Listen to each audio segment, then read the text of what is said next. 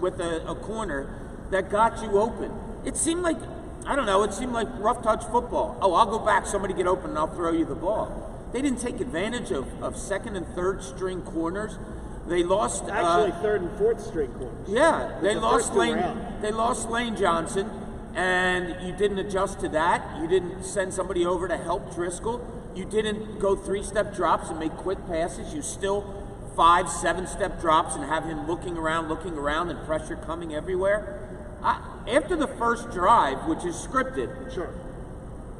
What exactly is it you do here, Brian Johnson? I was disappointed in that also. What have the Eagles done when they've had a lead in the second half? For at least the last year and a half, if not longer. They run the damn ball. Jack Driscoll couldn't pass protect. So what did they do? They kept passing and passing and passing.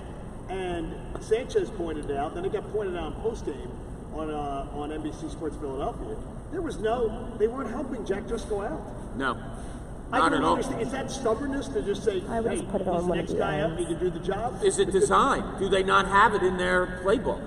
I mean, I'm sitting there yesterday, and what I was just alluding to about, why aren't the receivers running patterns that get them open against second and third stringers? Why are you not keying on them?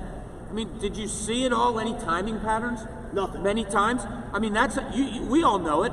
Darius Slay's out or somebody's out on the Eagles. You'll see other teams constantly go to that quick-hitting offense, 3-step drop to negate the pass rush to get your receivers open. We never see that from the Eagles. So design was horrible. Maybe they don't have it. Why they didn't send somebody to help Driscoll is beyond me. It was. What'd you say? Cornucopia, Pat? Cornucopia sucked. Pat using October language. He's not bad today. He's better on the radio than he is as a skater. I'll say that. I think he looks damn good out there. No, he does. He's fun to watch. He looks smooth. I mean, I'm feeling it. I played like 7 hours ago, so. Well, then that's feeling it a bit. You smell like you played 7 hours ago. Let me ask you though, Pat. You said this. There's a game every year and all this stuff. If the Eagles had played exceptionally well like they did last year, a bunch of the weeks leading up to this, I'd feel different about the loss. This year, they played mediocre to a little better than average, and they've managed to be 5-0. If they had played extremely well and then had the bump week, I'm different with it. I'm wondering if this is symptomatic of what we were seeing all along, and they finally played a really good defense and got exposed. No, I don't think it's that. I mean, they were up 14-3. I think they just fell apart. But yeah, there's a chance that what you're saying is accurate. I just chalked it up to man, everything that could have went wrong seemed to go wrong. I mean, it was just bad play calling, bad execution, injuries, you name it. That was a game to forget. And it just seems like, every year there is that game where we sit there and we're doing pregame and beforehand we're like, what the hell are we going to talk about this game? It's probably not going to be close, and we all know the score, and then surprise, like the Washington game, Commanders game, exactly, right? And it's like you just chalk it up to, okay, that happens. I think you're right, though. I think a lot of fans are probably feeling the way you do. If you had seen them play to a certain level, you'd probably feel like I do today. I felt a lot better after the Rams game. It did seem like their offense stagnated after Lane Johnson left. They need to fix that because their tackle depth is non-existent. And we talked about that going into the season. You can't. I don't know what they're going to do because Jack Driscoll ain't it. No, he's not it. Their offense completely fell apart after he left. Lane Johnson left the game. But you're right. He leaves the game and you continue to pass. Yeah, and they passed and they passed and they passed and passed some more when Jack Driscoll cannot pass protect. It was like they had a plan and they weren't going to divert from their plan. Jeff McClain had something yesterday, and this is pretty good. The Eagles are 84. Look forward to having more injuries sustained too. So secondary injuries too. Yeah, secondary injuries where there were 3 people going out. You had 4 turnovers. You had drop passes from Devontae Smith. It was everything that you would chalk up and go yeah, there's no way all of this happens in a game. It happened. And you could have won. And I'm saying, if they make a smart football decision, they probably win that game. And that's the thing. I'm laughing on my couch knowing that they're playing probably the worst football they've played probably since Jalen Hurts first got in an NFL game. I think the Vegas game, maybe. Yeah. First year. And I'm like, this is crazy. Like, they're still in the game. Bradford Whitewater here, just bringing the 6 o'clock hour of the John Kincade Show. And we appreciate the Philadelphia Flyers for having us out for our center ice broadcast, as we do every year. There'll be a lot of interesting guests joining us today during the course of the broadcast. You have your opportunity to hear from John Tortorella, joins us at 8:30.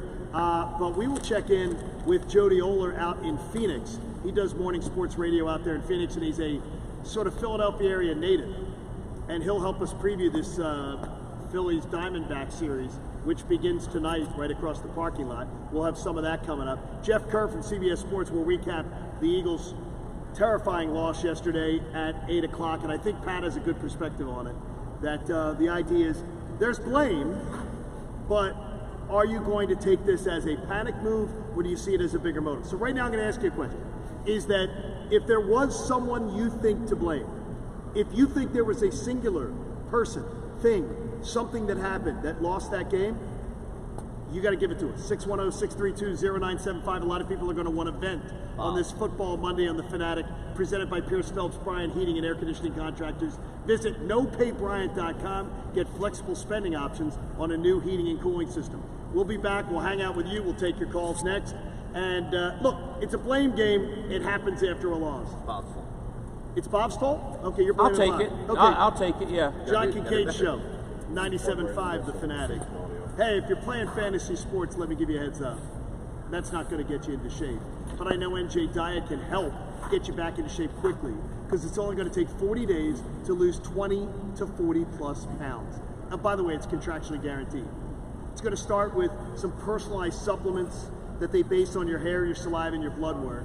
And then they're going to do the DNA testing that tells you a little bit about how to create your ideal diet plan and workout regimen. And to help you keep it off, they're going to make sure NJ Diet will be with you every step of the way. You'll be fully monitored by their certified staff to make sure you're burning fat and not just losing the water.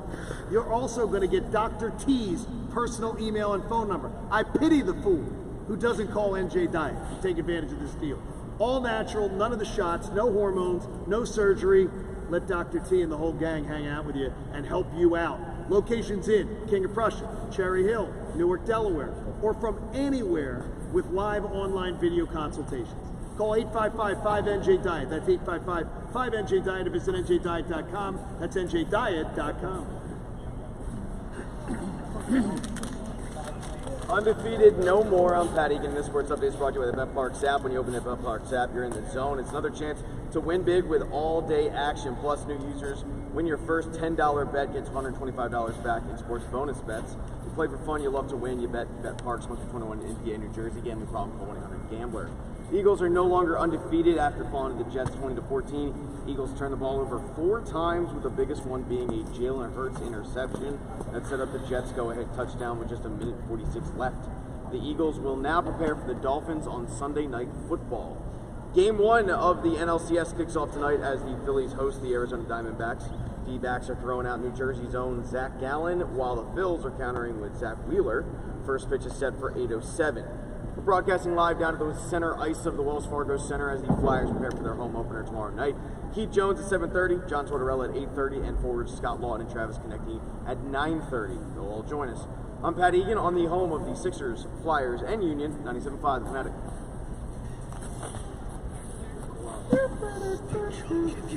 That's what it was. I hate that.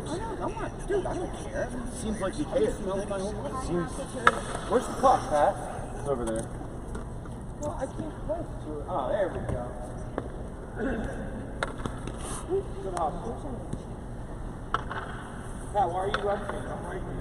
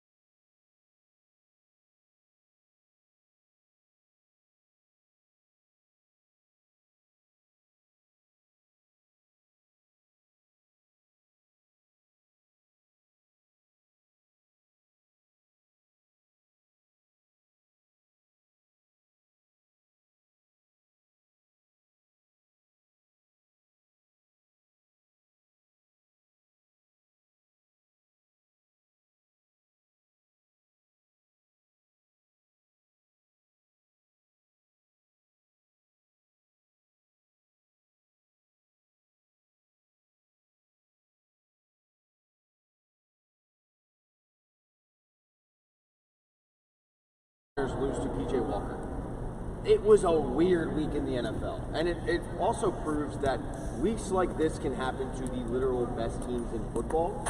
So until I see it twice, I'm not going to necessarily overreact. It wasn't like I was happy that they lost. Got you. I got you. You know, I had money on the game. Like, it wasn't like I was just sitting there but going, you had plus 8.5.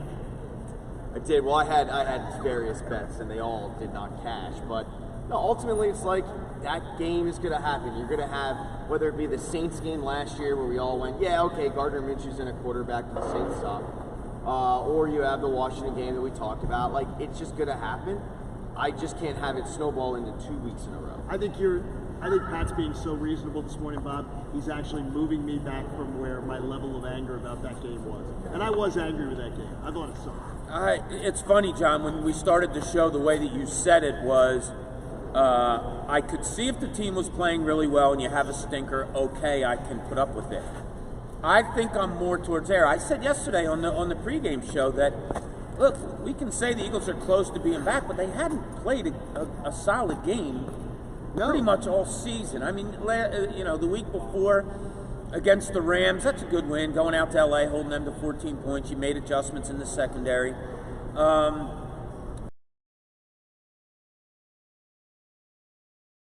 Who would you rather be today? Would you rather be the Niners, who played great in their first 5 games and then had a stinker, and you're like, okay, it was one game? Yes. The Eagles haven't played. They didn't play 5 great games and going 5-0. They didn't play 1 great game. It's all these injuries. What you just announced about Lane Johnson, which those who may be just listening now, it looks like 3 to 4 weeks within a high ankle sprain. That's devastating. Yeah. That is devastating, and I don't know if you can move forward with Jack Driscoll. Miami at the Commanders, Dallas at home. Yeah, and then a bye week, right? My first thought was, what free agent right tackle is on the market? Yeah. That's just ring chasing, because the Eagles have set themselves up to be that team where, okay, I can come in and Ndamukong Suh style and fill a role until the guy comes back. There's somebody out there. I don't know who it is, but it was clear that Jack Driscoll ain't it. And I do think what Bob said earlier in the show about maybe the hubris of having a Jeff Stoutland offense and having so many guys that you're able to plug and play. Sometimes it doesn't work, but they think it will. Where it's like, eventually he'll click, right? Because Suh will at some point this is going to work. And the amount of backups that have come in, and we go, geez, man, they found another one. Well, every once in a while you get an Andre Dillard and you get a Jack Driscoll, and you just get a guy that just doesn't belong. If he got some help yesterday, though, if he got some help from running back, got some help from somebody, I just think they didn't address that. And I credit the analyst in the game for pointing that out, because I hadn't had a chance to look at it that closely. They weren't giving him assistance, and he was a turnstile. Yeah, and Jalen Hurts, when he's back there, where does he always go if he's going to throw on the run? To his right. Because he knows. And then, that's kind of taken away. What adjustments were made for that? It was just disappointing all around. Like, you know how big I am on in-game adjustments by coaches, by players, whatever it may be. I didn't see them yesterday, and you lost what could be argued as your most important offensive player. Pat, we got more people want to chime in. 610-632-0975. If there's one person or moment to blame, what is it? Fanatic pregame show. That's my choice. But let's go to Scott in West Philly to find out his. Scott's on the Fanatic. Hi, Scott.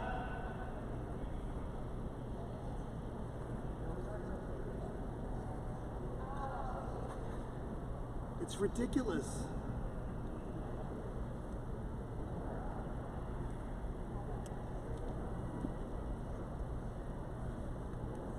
Do you know what where the Jets pass against the run? How they do against the run? 29th in the NFL. And you ran it 14 times.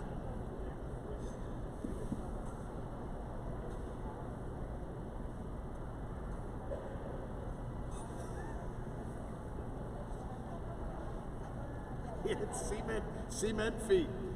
Thank you, buddy.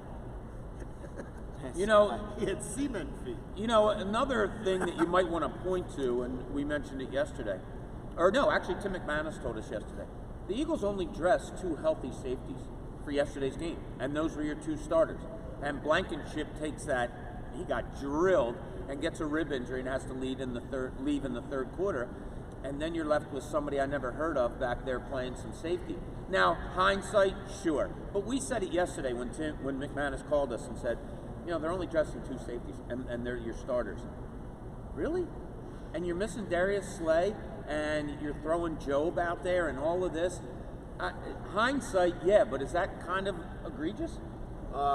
It's, yes, but it also tells you that they didn't want to waste a roster spot on somebody when probably some of these guys are close to being back. Sidney Brown's probably close to being back. It sounds like Slay will be back too. Yeah, I posed the question on the pregame show, like, are they sitting some guys knowing that they probably could have played if they were playing a, quote, better opponent? God, I hate that. They might have. I mean, they might have just been like, we can get by the Jets, you know? I mean, all of a sudden, you've got Jalen Carter showing up on an injury report Thursday, and he can't go. I was like, you know, maybe if they were playing the 49ers, maybe he would have made a go at it. But it's not great. I mean, you know, for Scott, who didn't like Job, unfortunately, you were going to see Job no matter what because they were so decimated in the secondary.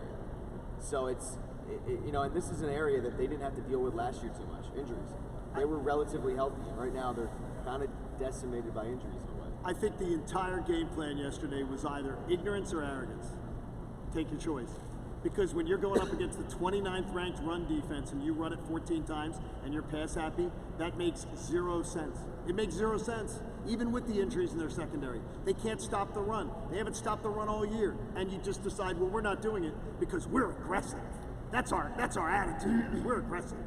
I'd love to hear explanation on it. I'd love to hear why they were so pass happy. I would love to hear, okay, Lane Johnson's out. Run the ball to the left side. You got Jordan Mailata and Landon Dickerson over there. Those guys are maulers. I would have run to the left side as much as I could. And then, like I said to you yesterday, Pat, before the game started, I would love to see the run set up the pass. You never said that. You know, and we knew that they were missing their first unit cornerbacks, the Jets were. So you think pass, yeah. But I said to these guys yesterday, let's keep it honest early. That's 29th ranked defense against the run. Run the ball to set up the pass. It'll make your life easier. They just didn't rely on the run game at all. Here's another scary thing before we get to Joe. Scary? Like, they almost scored 7 points. You know, it took a stretch from Jalen Hurts to score that first touchdown on another bad play call. It was not. It's what, 4th and 3 or whatever. They don't do the push. They do a design run up the middle, and it was like 3 blades of grass away from being a stop. And when you look at how bad this game went, and in terms of Brian Johnson, it's just another example of just poor play calling. All right, who is to blame? If there's one singular moment or one singular play in that Eagles loss, what is it? Where are we going, Pat? Joe in Fairless Hills. Hi, Joe. Welcome to the John Kincade Show.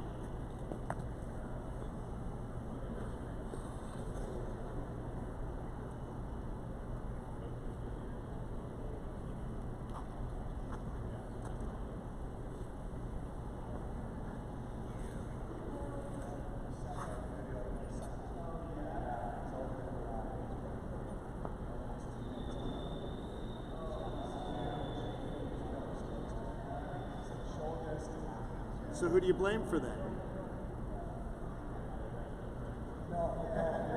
Yeah, it's got to be. I don't know if that's Brian Johnson or Nick Sirianni. Thank you for your call. And that's the one thing, Bob, that's going to haunt me as far as this is that this offense to me and that game plan haunts me. It reminds me of the first 7 games of the Nick Sirianni administration when he had to give up play calling because that was terrible yesterday. That's a terrible approach. I think they're ahead of that. I mean, they have had great rushing games. You do have A.J. Brown setting a team record for 4 straight games over 125 yards receiving. Like, it seems like they're ahead of that, right, John? But yes, it does. Well, no, yesterday it didn't. No, like yesterday. All the other weeks, you're absolutely correct. Yesterday it did not. And even the other weeks, there was still a lot to pick about this offense that wasn't liked. I can't pinpoint it, and I'm okay with not being able to pinpoint it because I do think there's so many reasons. But yeah, if there's an umbrella here, who's the tip of it? That's Nick Sirianni. And you know, people talking about team wasn't prepared yesterday and all. I'll tell you what, the defense, for missing as much as they were missing, I think they played fairly well. You gave up a touchdown from the 8-yard line, and you did so on purpose. Right. Yeah. So I have no problems with the defense. I mean, if we want to look at something and give Sean Desai a clap in the hand or a tip of the cap because of what he had in that secondary and still playing the way they did. But there's just so many questions to go about. If Pat Egan is the reasonable one after a huge Eagles loss, It's telling you something. that actually makes me feel a little more self-assured that things will get worked out. We'll have plenty more. If you believe there is a singular reason, a person, a play, that the Eagles lost yesterday, you can share it with us at 610-632-0975. But I'm going to ask the head coach of the team to cut the bull coming up, thanks to Graphing Business Systems. And Pat wonders if this guy is going to be on the NLCS roster in a few hours. Yeah. John Kincade Show, live at Center Ice with the Flyers here on 97.5, The Fanatic. You know, a lot of homeowners, when it comes around to the fall, they think, well, it's the time to sit on the couch, watch football, drink beer, and not worry about my lawn or my yard anymore. When in reality, if you do a little bit of work now, and put a little bit of investment in it now, by the time the spring comes around, you're going to have the best property in the neighborhood. If you're a professional landscaper, you already know Paul B. Moyer and Sons. If you are someone who is an amateur DIYer, you need to know Paul B. Moyer and Sons. You can check them out on the web at paulbmoyer.com. They have the best outdoor power equipment, parts, and most importantly, service. And I think that's one of the reasons they've been in business for 100 years in Doylestown, and they have their second location in Jamison, Pennsylvania. When you stick around that long and it's a family business, it's because people have learned to trust you. People learn to come to you to get information, to find out what they can do to make their yards and their property better.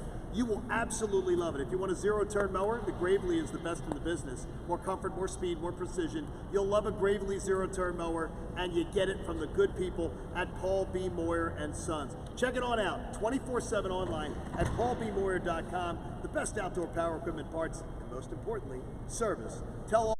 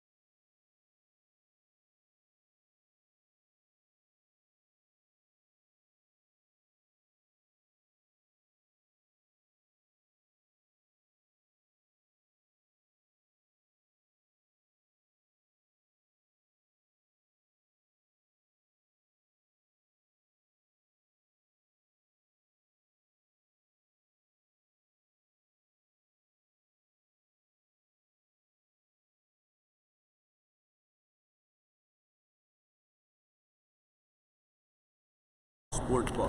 Because right now, new customers get $200 in bonus bets, guaranteed when you place just a $5 bet.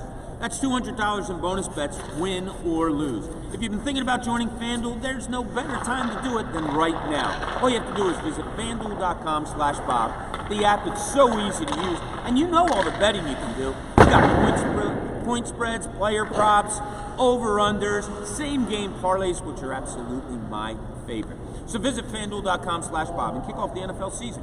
FanDuel, official partner of the NFL. 21 plus and present in Pennsylvania. First online real money wager only. $10 first deposit required. Bonus issued as non-withdrawable bonus bets that expire 7 days after receipt.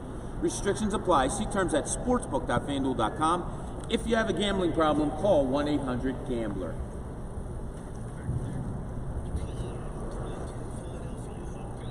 Is this Miva? Yeah, Miva.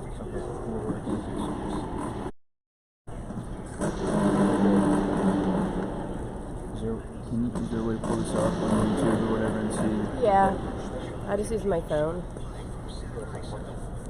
And I have to put the video back on.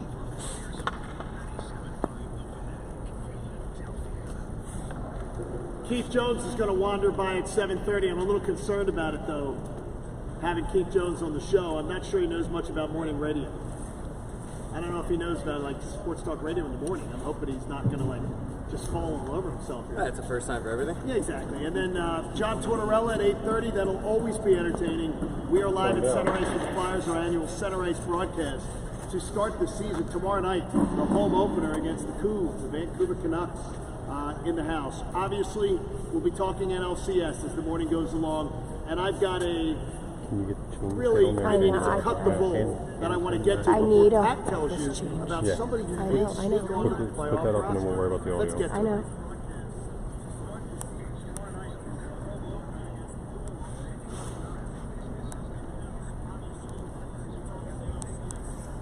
I watched Nick Sirianni say this, and it was one of those things where I say, how do you know somebody's BSing you?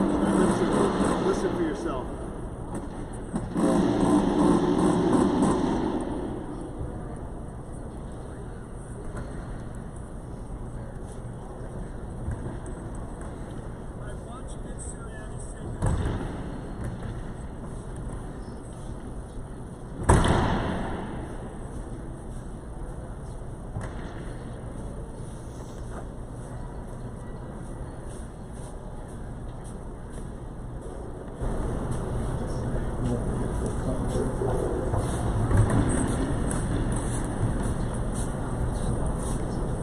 You stumbled all over yourself with that answer, though, Coach. That didn't make sense. It made no sense at all. And to me, cut the bull, Coach. Cut it out. You made a bad decision. Whether it was you, whether it was, Coach Johnson, whatever it was a terrible decision. And the play there is to take 40 seconds off the clock and take a team who has a pop gun offense and say to them, try and beat us at that point. That was ridiculous. The third and 9. High school coaches know you take 40 seconds off the clock when the other team has no timeouts. I ask you this, Nick Sirianni, you have an accountable locker room, and you've always been an accountable coach. Please don't pee in our leg and tell us it's raining. That was absolutely a BS answer, and I ask you, from this point forward, please cut the bull. Yeah, his explanation when he goes into it, 2 scores, 4 minutes to go. I didn't think it was a 4-minute clock, although the clock said 4 minutes. That was ridiculous. What? What are you talking about? Wait a minute. There's what? a 4-minute offense, and he brags on having a 4-minute offense. So you play to your strengths as a coach, right? Whether it be in game, what's working today, whether it be in season, what's my best move here against the other team. Well, his strength yesterday was his defense. It wasn't his offense, particularly in the second half. So wouldn't you put the trust in your defense? Wouldn't you play a 4-minute game up 2 scores as that? Yeah, but here's what I say to you on that, Bob, is he didn't play to his strengths. Another reason is because the strength of the Eagles has been, to put games away, has been their running game and bleeding clock. And then yesterday he's like, well, no, we can't do that. The Eagles should be able to have lined up 4 times running the football and got 10 yards. against the 29th run defense in the NFL. Graffen Business Systems, they take great care of you. You'll love Graffen, Graffen. I love the folks at Graffen, and I appreciate them being a part of it every week here on the John Kincade Show. So, before we get back to more football, there is the NLCS opening up tonight across the street. Someone's birthday is today. Happy birthday to Bryce Harper. But there is a question about whether this person is going to end up on the postseason roster. And, Pat, where are you thinking on this one? So when they did their media availability, Rob Thompson was asked about one Rhys Hoskins and his progression from the surgery and where he's at. And I don't know if Brendan, we have the cut of it. I know I'm throwing Brendan Gunn under the proverbial gun here, living up to his name, but his wording of it sounded a lot like he might have a shot of playing in the NLCS. It did sound that way. He didn't want to completely give out his roster. He didn't want to say yes or no one way or the other. But to me, I heard, okay, he's really, really, really, really close to the point where they could actually roster this guy. But if they do roster him, what's his role on the team? That's what I don't understand. Like, where would you put him? You're going to say, oh, he's just going to be a pinch hitter? He can't play first base. No. Literally, he is a butcher at first base. And now we've seen a guy walks off the street in Bryce Harper. He can play it better. He can't play. You can't put him playing. He can't be your DH. Well, that's the thing. Like, the Schwarber's your DH. He might be able to be your DH. If the Phillies are going into this matchup thinking that they need more offense than defense. Yeah, okay. Schwarber?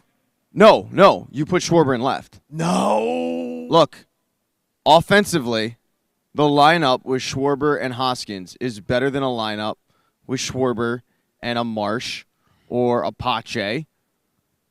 I'm not advocating for it, but if you want pure offense, knowing that you're sacrificing defense, yeah, that's what did we learn against the Braves, though? But that's a whole different offense, though. That's a whole different team that you're playing. They might be looking at this in a different light. They might be looking at it like you need to go toe-to-toe with their offense.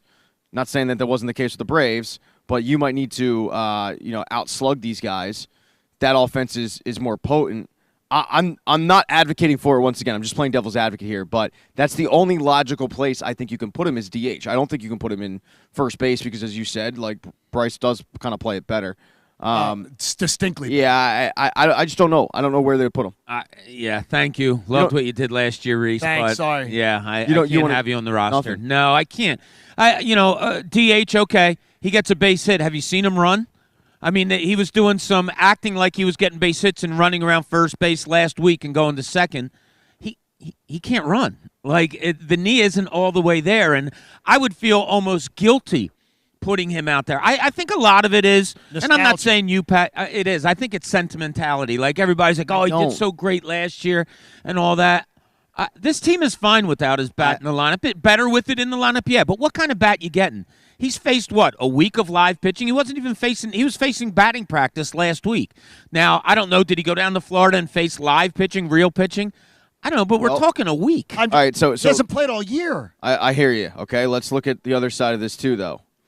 You have Rhys Hoskins or you have J.K. Weston Wilson. Well, the thing is, though, if you have J.K. Weston Wilson, you're asking about Rhys Hoskins is coming on to just be a pinch hitter, not your. Well, and that's another option, though. They might put him on there just in case one of these guys does go down, so they're not having to go to a Weston Wilson or a Jake Cave. Like, there is a case to be made that he is on the roster. He simply doesn't really play, except in pinch hitting situations, which, let's be real, they don't really happen all that much anyway, and that would only be in a situation where they're losing, which hopefully they're not in. Yeah, a guy that hasn't played for a year, hasn't really faced live pitching. I love Rhys Hoskins, I know, and all that. Doesn't seem like it. I think I'd go with Weston Wilson this first. Is all no, I'm not going with Weston Wilson first, dude. I'm saying if I have a pinch hit thing that it comes down to something, he hasn't faced pitching all year. You don't like Christian Pache, and you want to go Weston Wilson, who's had about as many at bats as I have had In, Well, in the he major had leagues. he had bats all year. He hit 34 Played home all runs. year. He's played all year. AAA. Look, I hear Played you, all and year. nothing against. I'm not in favor of. He's a AAA player. If you had a Rhys Hoskins that had played, that has faced live pitching, all that, absolutely, Pat, I'm for it. I would take Rhys Hoskins off the couch after a 2-year layoff than Weston Wilson, having played all year and in winter ball. This is. I got to tell you, I don't think so. I do think so. How about that? I do think so. This is the and I'm not diminishing, but I'm saying this is typical Philadelphia nostalgia. I see. Yeah, that's We love the nostalgia. We have no idea if he's ready to go. We have no idea when a guy doesn't play all year long that you're going to put him on the biggest stage and you're going to ask him to come through for you.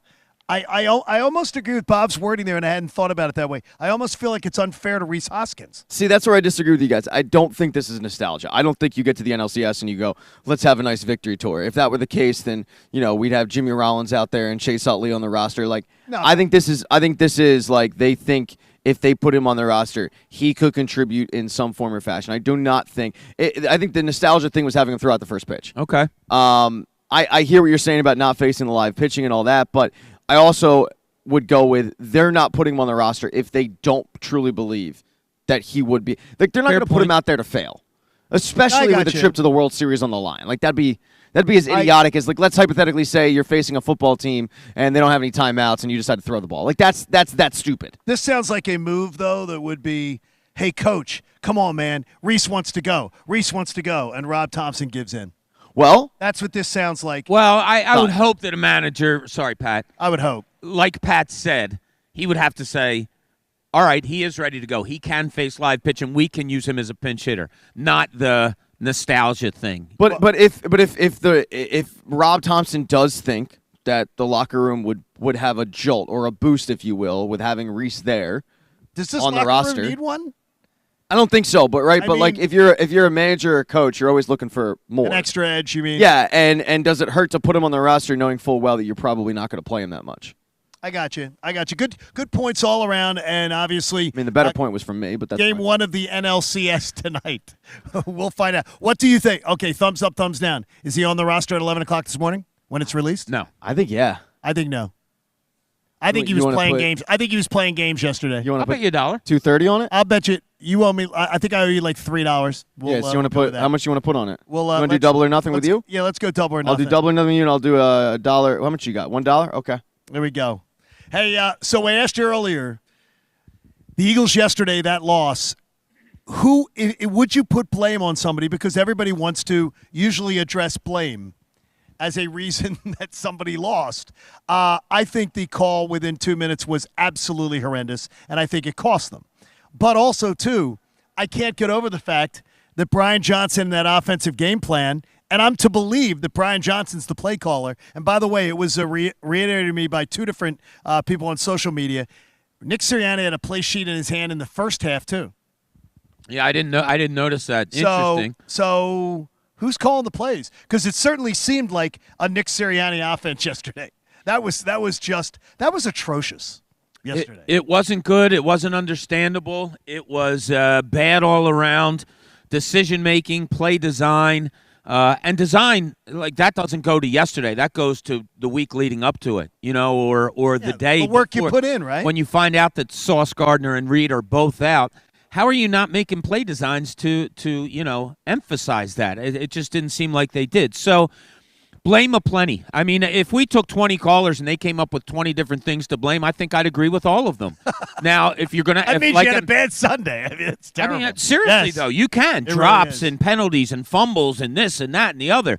But if I have to sign it to somebody, it has to go to the head coach in my, because everybody is under his umbrella. Yesterday was the worst game I've ever seen Devontae Smith play. Yeah, that was horrible. And I saw where the NFL Network crew on their nighttime show was suggesting when you have a guy who is used to being a guy that's go-to, big part of the offense, and you literally put him on the shelf for like 3 weeks where you don't go to him much, sometimes there's a little bit of a disconnect, and it takes a little time to get hot again. Devontae Smith has been a bit of an afterthought. It certainly has. And it hurt yesterday. It hurt them yesterday. I mean, that ball wide open in the middle of the field, That's great play by Hurts, waiting for it to get open, gets on the run, throws it there. There is nobody around. You talk about things being in the screen on a television, John.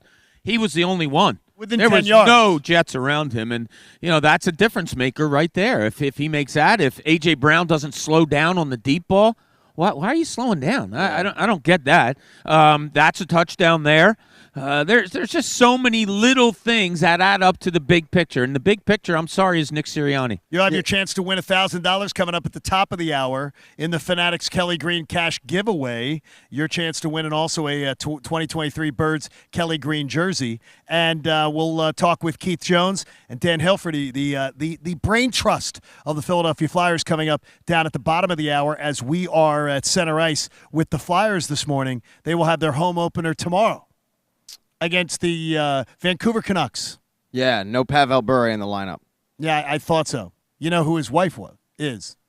If you're going to say Candace Cameron, that was his brother Valerie. Oh, that was Valerie? Valerie Bure. See, now I thought Valerie was his sister. It's all right. You don't know hockey players' wives. It's fine. Good. Hi. She. We can't know it all, Johnny. No, I mean, I was thinking, was she? Which one of the Olsen twins was she? She was neither. It was she the old DJ, right? She was DJ Tanner. Yeah. She was the older one. Hey, the football money on the Fanatic, presented by Pierce Phelps, Bryan Heating and Air Conditioning Contractors. Visit nopaybryant.com for flexible spending options on a new heating and cooling system. Do we have more people looking to spread the blame, Pat? I think you're the most reasonable person today, though. Yeah, whoa, wait a minute. Of the three of us, I think. No, I don't think. All right. No. Oh, okay, Bob. Then who is? I think Bob would agree. Then who is? Because you're not going to say we're all him. very reasonable. How Yeah, about I don't that? think so, Bobby. Let's go to Kenny in Northeast Philly. He's reasonable. What's up, Kenny? Hey, what's up, you guys? Good morning. How y'all doing, man? Good to hear from you, buddy. I just wanted to speak about the loss yesterday. Now, this is just me. To me, I'm not shocked because after the previous wins, they've been like struggle wins. Because at the end of the day, the chemistry between the coaching staff, the offensive staff, is not clicking, and it's spilling down to your players. That's why you see uncharacteristic mistakes, fumbles, interceptions, drop balls, especially because y'all guys took my point, especially with Devontae. That's uncharacteristic of him because at the end of the day, you took him out the fold. Offense is about rhythm, and it's no rhythm right now. Well, they're not running the ball when you're just throw. Exactly. You're that's another point. Right? That's another point I'm gonna get at. You have one of the most prolific weapons in the NFL in DeAndre Swift, who gives you everything, and you have running backs that support that as well with the athletic offensive line. There's no way that you throw the ball that much. I mean, it's when terrible. You run that ball, you cannot. They cannot. When the Eagles run the football, they cannot be stopped. Thank you, brother. I appreciate your insights this morning. He's very reasonable. Yeah, he is. Very reasonable. Yeah, you're going to get the argument, and I have with some people already this morning. Jalen Hurts is getting paid $51 million a year. Maybe that's the kind of game you throw on his shoulders, and coaches throw on his shoulders and say, yo, go win me a game. It's not unfair. It's not. It's absolutely not unfair. And how many times have we ever come in and said that, though, that Jalen Hurts was the one who let us down? Rarely. Since the first 7 games of the first Sirianni year. Yeah, I'd be hard-pressed because he didn't lose the Washington game last year. He didn't lose the Dallas regular season game. He didn't lose the Saints game. So, I mean, we've rarely ever had to say Hurts let us down. Yeah, and that's kind of why I'm shrugging my shoulders at this game, because it was just such a – I feel like with every loss, we usually come in and we go, hey, it's not just one thing. It's a lot of things, right? And usually that is just talk. You can boil it down to like 3 or 4 things. No, today it's like you can boil it down to 10 things. Like 10 to 12 things that you can point to and you go like, all right, add all this up, you shouldn't be winning a football game. I mean, 4 turnovers alone, you shouldn't be winning a football game, right? But then you add in everything else that happened, and it was weird stuff like the play calling, like Devontae Smith, who's so sure-handed, dropping passes. The Kenny Gainwell, Bob, you brought it up, right? Like that's right in his hands. There was a lot of drop passes. It wasn't just Devontae Smith. Yeah, it's just all 12, 13 things up, and it's not great. Here's one thing I want to hold. I want Jalen Hurts to remember this quote that he told us after the game yesterday, where he talked about what this loss was going to do for the team, because there's another game on Sunday night on prime time, bright lights. So here's what Jalen had to say about losing that game to the Jets. I think it's just a matter of how we respond. And it starts with me and how I lead that charge. And, we're just going to take it day by day yet again. These things definitely happen. It's a tough one, for sure. But it's an opportunity for us to grow. And these things and these moments build a ton of character. And so if you go into it and handle it the right way, you could turn that negative situation into a positive. And that's what we plan to do. And that takes a ton of hard work. That takes a ton of discipline and diligence and focus, and understand that Rome wasn't built overnight. It's a process, and we're going to trust in that process for us as a team. Rome wasn't built overnight, Jalen. It was not built in a day. Yeah, but it also wasn't built. No, it wasn't I get his built point. overnight. It wasn't. They weren't working in the nighttime. They're working. No, they had families. They had families to go home to. It's absolutely awesome when we hear from our jurors too, Yes. checking in on the John Kincade Show. Who are we going to, Pat? Johnny, it's one of my favorites. It's Karen B. There's Karen. What's up, Karen? Good morning, everybody. Hand on the Bible. How are ya? Let's see what she's got to say. All right. Listen, you can't win a game with four drops and interceptions. They were lucky there weren't two more. Fumbles, drop passes by Smith, I think there were 3. There were no takeaways. They were shut out in the second half. Run the damn ball. Yes. Say it louder, Karen. Say it again. Run the damn ball. All right, I love that. That's Karen. That's it. That's the summary of the day. I mean, they gave up on it. They went for just a little bit. As soon as there was just a little bit of resistance where they didn't get a lot of yardage, boom, there we were, passing again. There you go. Karen, we love you. We appreciate you. We are your vote is counted. Yes. And in the summary of our jury, we'll find out a little bit later on how the entire jury feels about this. Yeah, it's one of the weird things yesterday was, and you heard Jalen Hurts' comments there, he prides himself on being unflappable. And yesterday, you start the drive in the third quarter, Eagles get the ball, and Smith has that huge drop. And then you get to the later in the third quarter, and he scrambles around and throws a great ball on the sideline to Kenny Gainwell, and you get another drop. It's just he seemed flappable in that fourth quarter. And I wonder if those things started to get to him. He's running for his life. He's making plays, and his teammates aren't coming through for him. Are you making a speech at a wedding or something? Why are you standing? No, my back is hurting. His back's hurting him a little bit. All right, just go. I think he's more.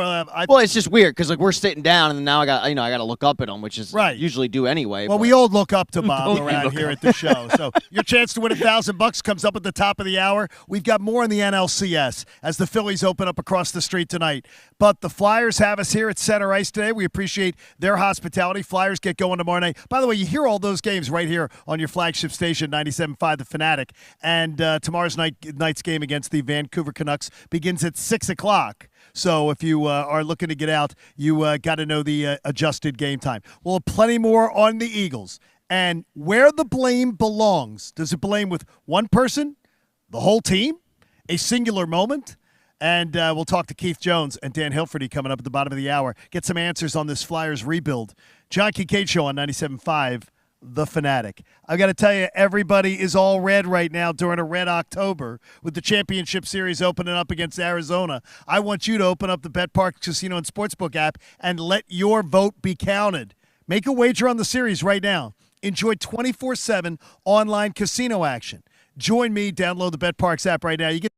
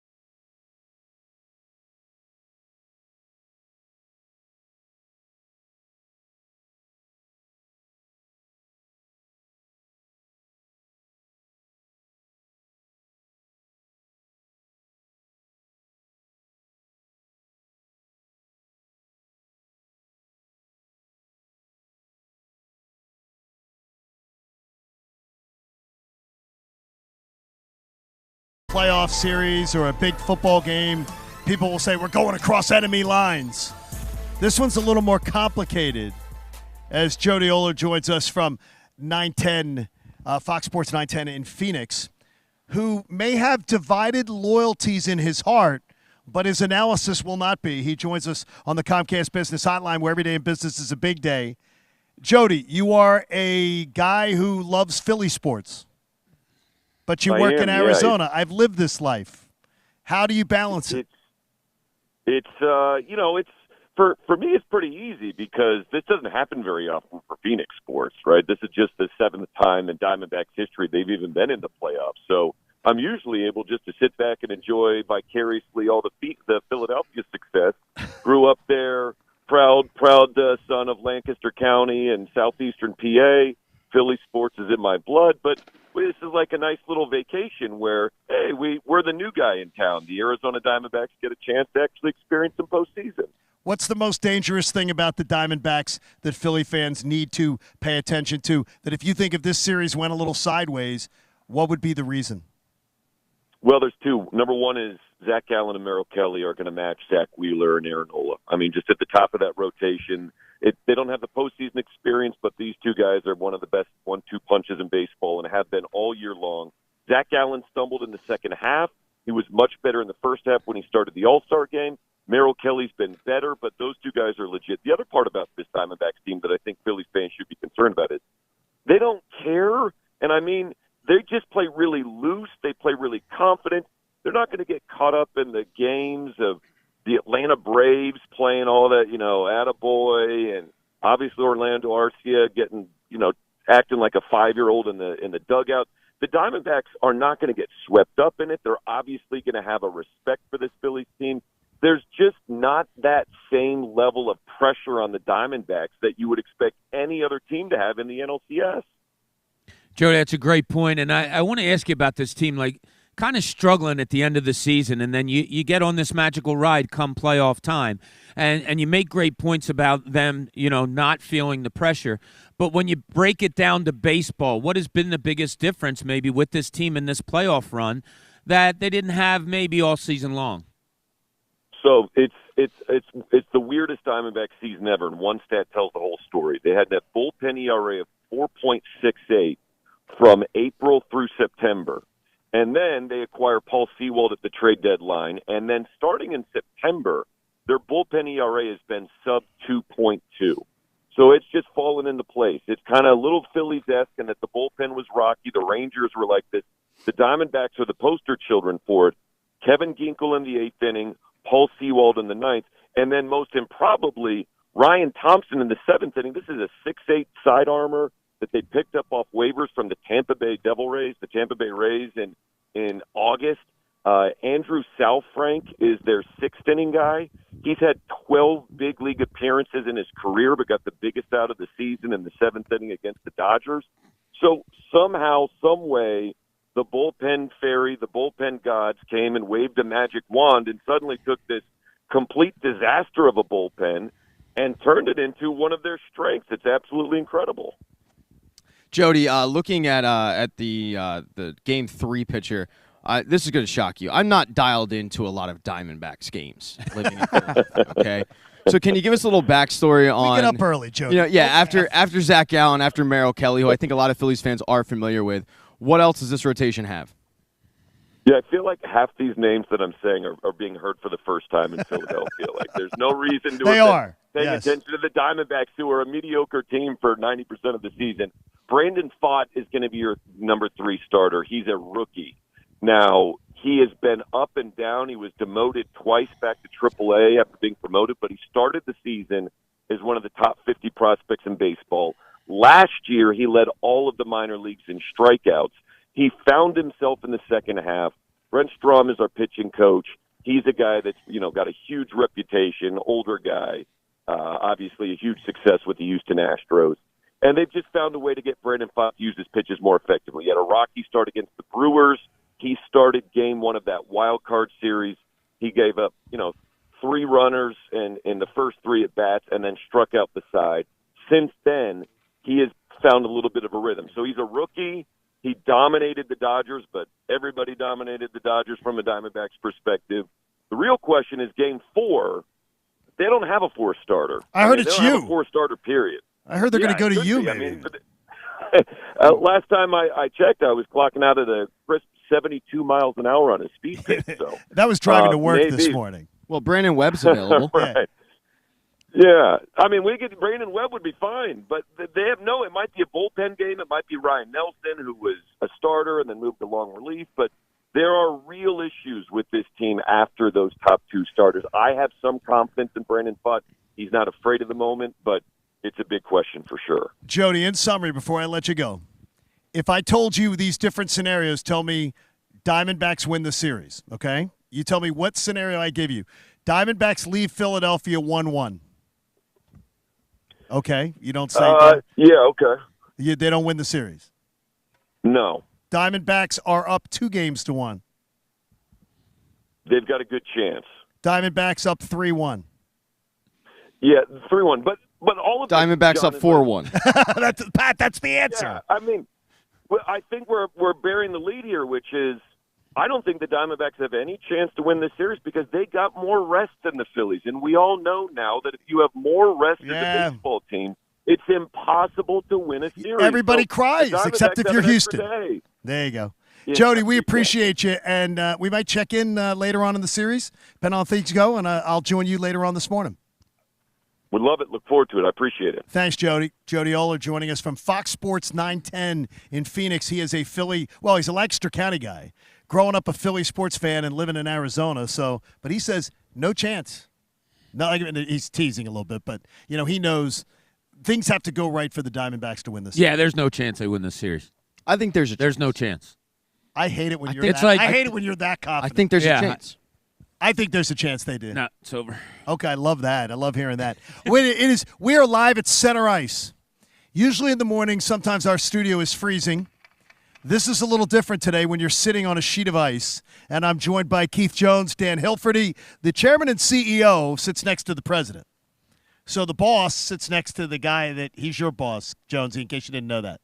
Yeah, I knew that. You didn't know I have that? great awareness. How is the awareness of a new boss relationship worked with you two? It's been great. It's been fantastic. Notice and he didn't say that. There's a lot of dynamics at work here, right? There's a lot of people that are working together, trying to get this thing right. So Dan's been great, and that kind of has filtered through the entire organization. Yeah, and John, I would agree with that. I mean, we really forged a strong relationship. Yeah, it's easy to form strong relationships with Jonesy. It is pretty easy. I appreciate when you that. get Thanks, John. Once you get to know him, when you get past the gruffness and everything else is great. All right, guys, opening night. You already got to see your team play twice on the road at 1-1. Tomorrow night you open up against Vancouver. And you guys said the word that we were waiting for the Flyers to say, rebuild. Talk about it's going to be tear it down, build it up, and build it up the right way, which we love. We loved hearing, and our fans on this radio station applauded it on your flagship station. But now it's time to – what is required to get fans to buy into a rebuild when the losses come, when the tough things come? Well, let me start by saying we believe that we needed to go well overboard to bring fans back into a trusting relationship, and that starts with openness. And we as a group, whether it's me with Jonesy with Danny, all of us with Torts, it's about open and honest dialogue within the walls of this organization, but also open and honest dialogue wherever we can with the fan base. And when we say rebuild, we mean it. And that's all about a patient rebuild from ownership on down through the organization. We're about doing this the right way. We're about not taking shortcuts. And yes, sometimes the fans are going to be frustrated because we're going to have some tough times in getting to where we all want to be, a Stanley Cup contender. But that's what we're committed to, and that's how we're going to go about it. Dan, it's being in the Wells Fargo Center. Pat and I were lucky enough to get a tour last week of all the work that's been done here. When the Sixers were doing their rebuild, they built a new practice facility in Camden. It means a lot, right? Rebuild, we think of players on the ice, all that. But it's more encompassing. This is part of it also, right? Absolutely, Bob. When you think about fans want an experience, not just a winning team, although a winning team is where it starts and ends, right? But they want to come here and they want to feel good about their city. They want to feel good about where they sit. They want to feel good about the way they're treated. And we firmly believe, and it's been going on well before I was here, that you needed to start with this facility. And we have turned it into a state-of-the-art facility, no matter what anybody says. And we know that by creating that experience, as Jonesy and the group build a winning culture, a winning team here, the fans will come along with us, the city will come along with us, and I'm convinced we'll have success. Keith, what did you see in the first 2 games? And I know it's way too early. Yeah. Small sample size. But what did you see in the first 2 games that you said, okay, I need to see more of this? Yeah, there was a lot of positives, actually, especially in game number 1, which we won in Columbus. You're facing teams in both cases that are in their home opener, so there's a lot of excitement around that. I expect the same type of excitement here for us tomorrow. But I thought there was some real balance on our back end. I was really encouraged by some of our players like Travis Sanheim leading the way on the blue line, which is going to be really important for us in this process. He is a very key player as we move forward. I thought he was outstanding in both games, really. The game against Ottawa, there was some of the things that we know that we need to get better at, and that's having the skill to match up against teams that are highly skilled. Senators put a beating on Tampa last night, 5-2. It's a very good team, and we want to get to where they are right now and where they're headed, and we want to make sure that we don't lose sight of exactly what we need in the future. For years, it seemed like the ownership group and management was so hesitant to say the word rebuild, they thought it would turn fans off. You guys come in and you immediately go, no, we're rebuilding.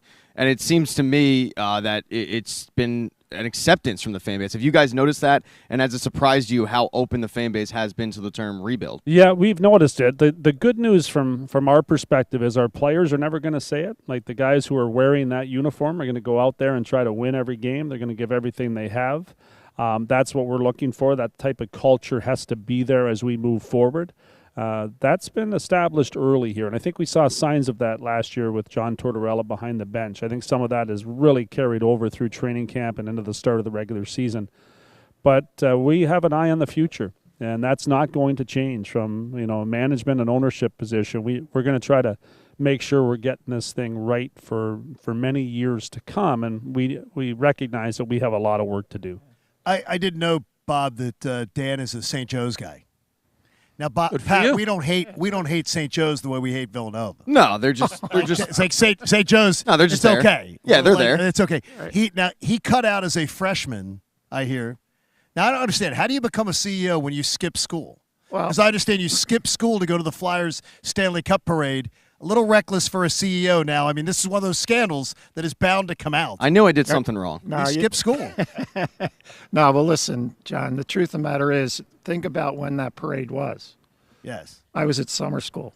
Oh, okay. So well, that explains it. That should tell you all you need to know. Wait a minute. You're the summer school CEO. I'm the summer school CEO. I am. That's really great. And by the way, let's not get started on Jonesy's academic. No, we will not. When in doubt, look about. That was my motto. Shaq always says, guess C. Yes. He always just puts C. That's true. That's the answer. I did that on my essay. C's get degrees. Jonesy, I'm curious at this. I am enamored with the way people watch sports. If you're a father watching your kid play, you watch one way. Yeah. If you're a coach, another way. If you're a player, an analyst. Do you find yourself watching the game differently now as president? Yeah, you watch your own team a lot more. Like even when I was doing the games from upstairs, you're doing both teams. But now it's a real focus on what we need to do amongst our group, because part of this process moving forward is evaluating who is going to be a part of that, which players we have within our fold that are going to be really important pieces, and which ones are going to be replaced down the road. So there's a real focus and concentration on the players that I'm looking at wearing our uniform. Before it was a lot of concentrating on all the different players around the league. I know what type of players we're looking for based upon the way some of those other players play, but I'm really focused right now at this moment on making sure we get it right amongst the group that we have right now. It seems like when you have somebody who did it, you're more likely to listen to them, right? So you played a long storied career in the NHL. You had Danny who played in both eras with the rule changes and whatnot. How much does that help you guys in terms of developing players and scouting and whatnot, having played the game as opposed to someone like, me, Bob, or John. I think it matters a lot. I think it matters in this city probably more than any other. I think playing in this city matters for people that are within this organization trying to fix it. We, both Danny and I, played in different eras, but at the same time played for teams here in Philadelphia that were making the playoffs, that made some runs, did not win it all ultimately, but we're in the mix, and it definitely had opportunities to do that. We know what it takes to play in this city. We know what it takes to become, popular within this city. And we're going to use all of that experience to make sure that the type of players that we add have it. And there's an it factor to play in Philadelphia. We're watching it with the Phillies right now. And they've got some players that have that attitude that this city gravitates to. And obviously winning makes it all the better. But having talented players matters an extremely large amount. But their personalities matter here too. So we want to find that perfect mix to make sure that we bring our fans back. Dan, I know you were involved in bringing the Pope to Philly back in 15. 15. He was 15. You were involved in bringing the World Cup here, coming up in 2026. So big events like that. You're not walking into a sports situation that you're not familiar with, or a big event situation that you're not familiar with your background. No, John, I think that's a really good point. I did play a little basketball through high school and into college. Frankly, I wasn't good enough to play at Division I level, but played organized basketball well into my 20s. And I think the key thing is about whatever the endeavor is, building a corporation, bringing a Pope to the city, bringing a World Cup here to Philadelphia. It's about building a team that trusts each other, that collaborates, and is willing to really go the extra mile to showcase what we have. And getting back to a question that Pat asked earlier, I'm a fan. Look, I'm a fan. I'm really good at leading organizations, and I'm really confident in that. But when I sit in those seats and get the privilege of sitting next to Jonesy and learning about this game, I watch. And over the first 2 games, the one thing about this team, and yes, it's a rebuild, but they are out there to win every night. Whether it was the Columbus game or up in Ottawa, this team plays hard, and they play to win. And as a fan, that's all you can ask for as we put the pieces together that Jonesy articulated. The way this team plays, the hardness that you talk about, Dan Jonesy, does that make your job harder? If the guys are playing hard, and maybe not as skilled, not skilled or not playing hard, you're out, you're going whatever. But is it harder with this team because they are playing so hard under Tortorella? That's a great question. We've got some really quality people in that locker room now, and to watch them come together throughout a really difficult training camp, and the way that they compete for one another is a really positive aspect. So that's not an easy equation. You definitely have to pick through it. There's a lot of players that you really want to hang out with. There's a lot of players that are playing the game the way that we want them to play, that are taking that messaging and taking it to another level. Some of those guys will stay. Some of those players will find a way to be a big part of the future of this hockey team. Naturally, some won't, but we want them competing to stay. And that's one thing that has really stood out to me. We've got a really good group of players in that locker room. So John Tortorella joins us at 8:30. I just wanted to run by my first question with him. When can we expect a Stanley Cup in this building? That's a good icebreaker. That's his question. That's a good icebreaker. Well, he'll love that. He took one away from us. Right? He took one away from us in this building in 04 when he won in Game 7. How much do you love having him as your guy? It's great. And just to watch the way that he runs a locker room, the way that his players respect him, the way that he commands respect, and the way that he has another side to him that a lot of people don't get to see. So we're able to see the entire balance of what he's all about. And I think both Dan and I have a great appreciation for all the things that he brings to the table as a head coach who is, doing his job to try to make this team as good as it can be this year. Dan, Keith, we appreciate your time, and we hope that you have a very successful home slate. Winning at home does a lot, too. It does. Turning it back into a home ice advantage. Yeah, let's get the Phillies winning tonight. That'd be nice, too, yes. I mean, you're all in. I have a feeling you're going to slide over across the street. I am. I'm going there tonight, yes. Dan? Phillies in 6. Phillies. That's what I'm sort of leaning towards, too. You have one? Zach Gallen worries me. He's a pretty good pitcher. Oh, I know his dad. His dad's a good guy. Oh, really? Yeah, they're a nice family. I don't care if his good dad's people. a good guy. Yeah, let's Went to a he's the bad high enemy this school, week. but whatever. There you go. There Hey, you Dan go. and Keith, we appreciate you very much. Opening night tomorrow night. You'll hear it right here on the Fanatic. Thank you so much, guys, for your time this morning and the hospitality. Thanks, Thank guys. you. Appreciate it big time. you. Appreciate it, guys. Love it. All right, God, we got a lot coming up for you, including I want you to be able to hear a certain soundbite that comes from Jalen Hurts, and we will talk about that next as Jalen Hurts tries to tell you that this is going to be a building block. John Kincade show here on 97.5 The Fanatic. Look, I'm not a spokesperson for H&H Heating and Air Conditioning. I'm a customer, and I've been a customer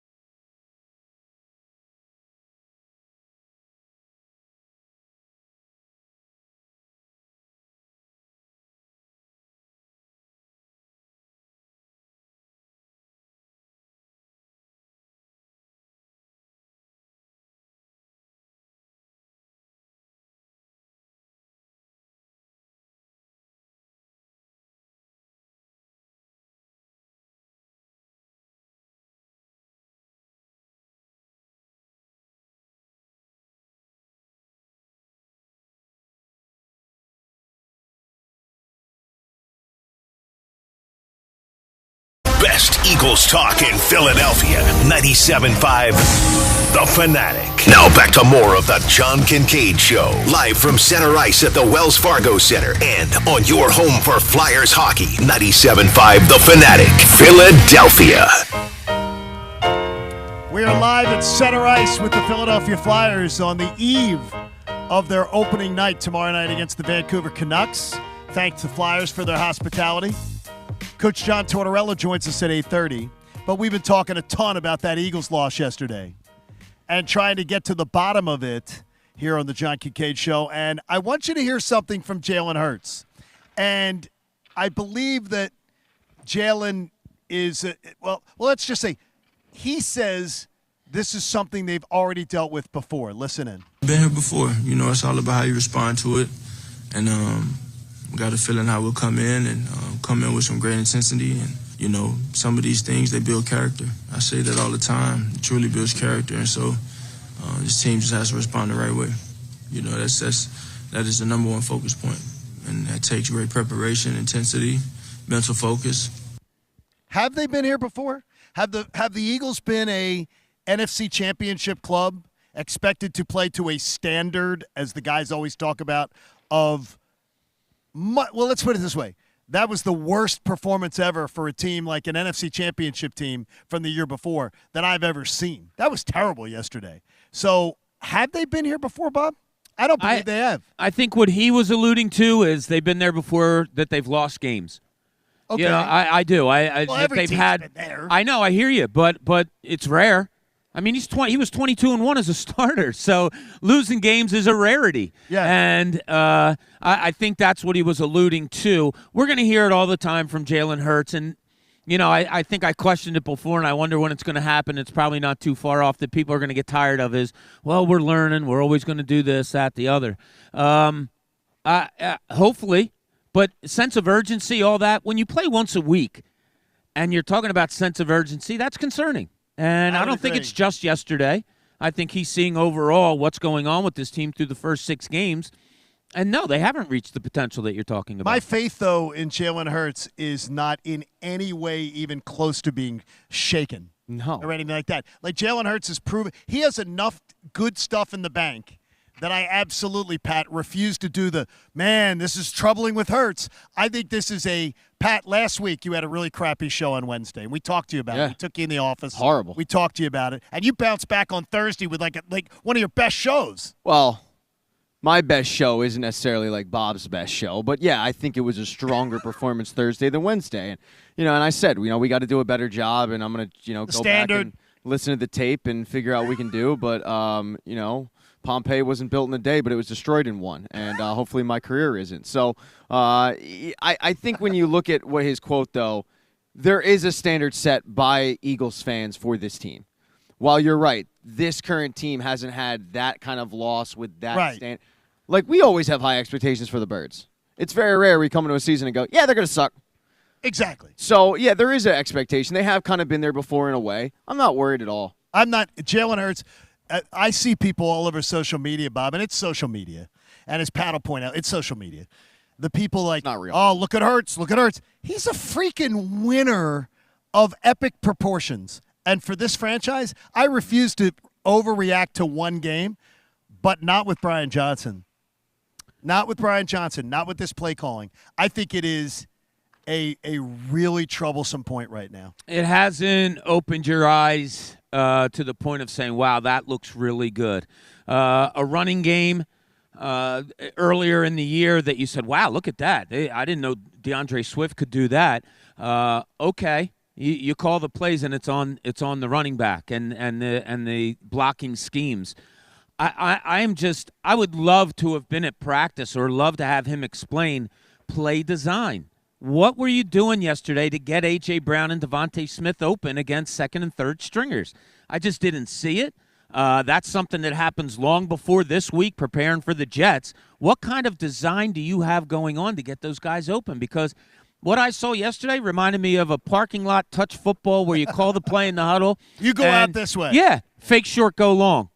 Well, yeah, honest to God, it was like, what was Jalen Hurts looking at? Now, we'll see more of the All-22 coming up, and maybe Jalen Hurts missed a lot of things. I don't know. But, Yeah, overall, Brian Johnson, Jalen Hurts, Devontae Smith.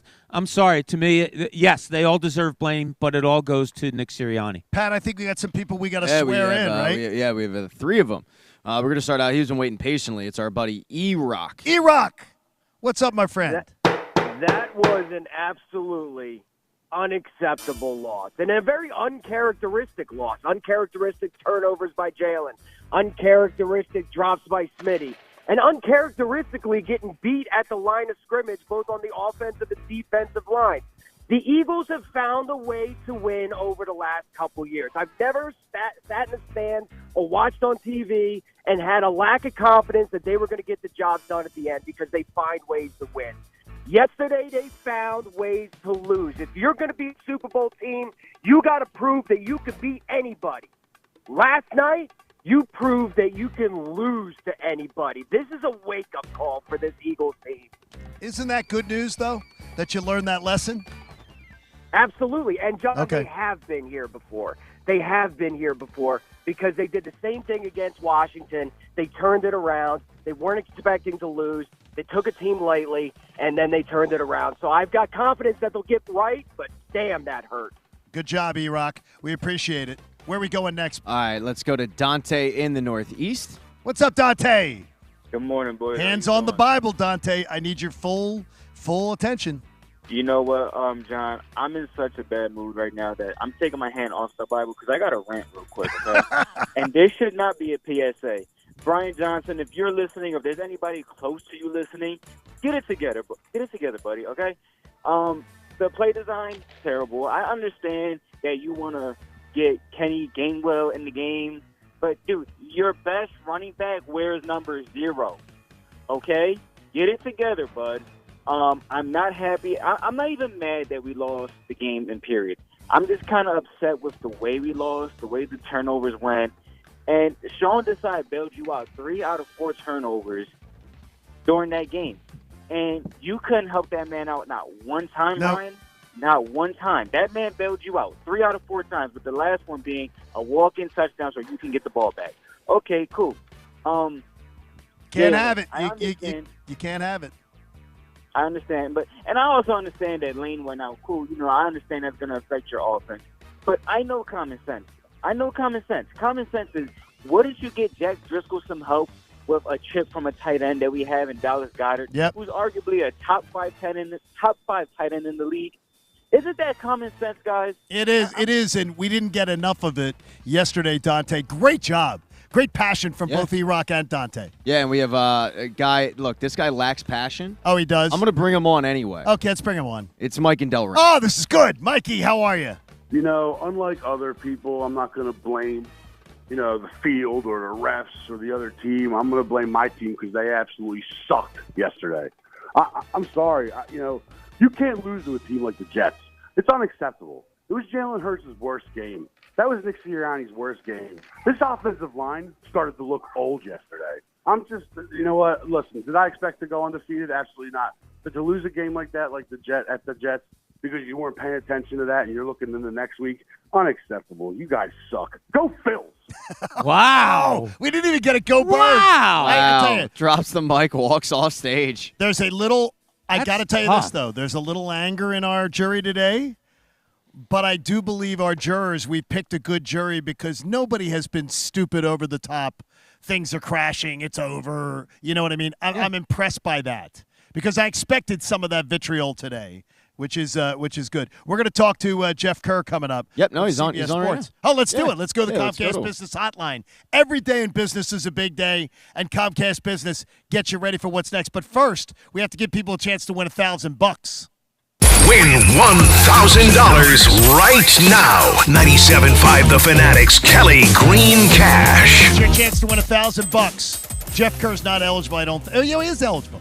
Hey, brand new 2023 Birds Kelly Green jersey. Text the word exclusive, EXCLUSIVE, exclusive, to 45911 or enter it on the Fanatic app or at 975thefanatic.com. One winner selected at random is going to win $1,000 in this company-wide contest, and you have till around 8:15 to get this thing entered. Winners will get a call from Beasley, so be sure to answer your phone, even though it's October. Complete rules at 975thefanatic.com. 97.5 The Fanatic's Kelly Green Cash is presented by Rand Spear, the accident lawyer. Demand Rand. Call 1-800-90-LEGAL. Never text and drive. Good luck. Exclusive to 45911. That's what you want to be. Jeff Kerr joins us from CBS Sports now on the Comcast Business Hotline. Jeff, I hope you were texting exclusive to 45911. I wasn't doing that, John, but I was texting enough people yesterday about the flaws of this Philadelphia Eagles team. I've been a little surprised this morning by our callers and our jury members that I expected more of an overreaction, and I was going to be disappointed in that. And I know from reading some of your coverage yesterday, I think that would have disappointed you too. I would agree.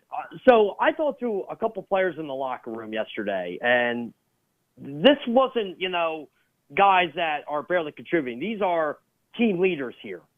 I think they're going to be fine. They showed a lot of accountability in that locker room yesterday, and I know the players spoke, and a lot of the veteran leaders spoke. James Bradbury even admitted as such. And basically, the big takeaways were accountability, getting things right, and reset.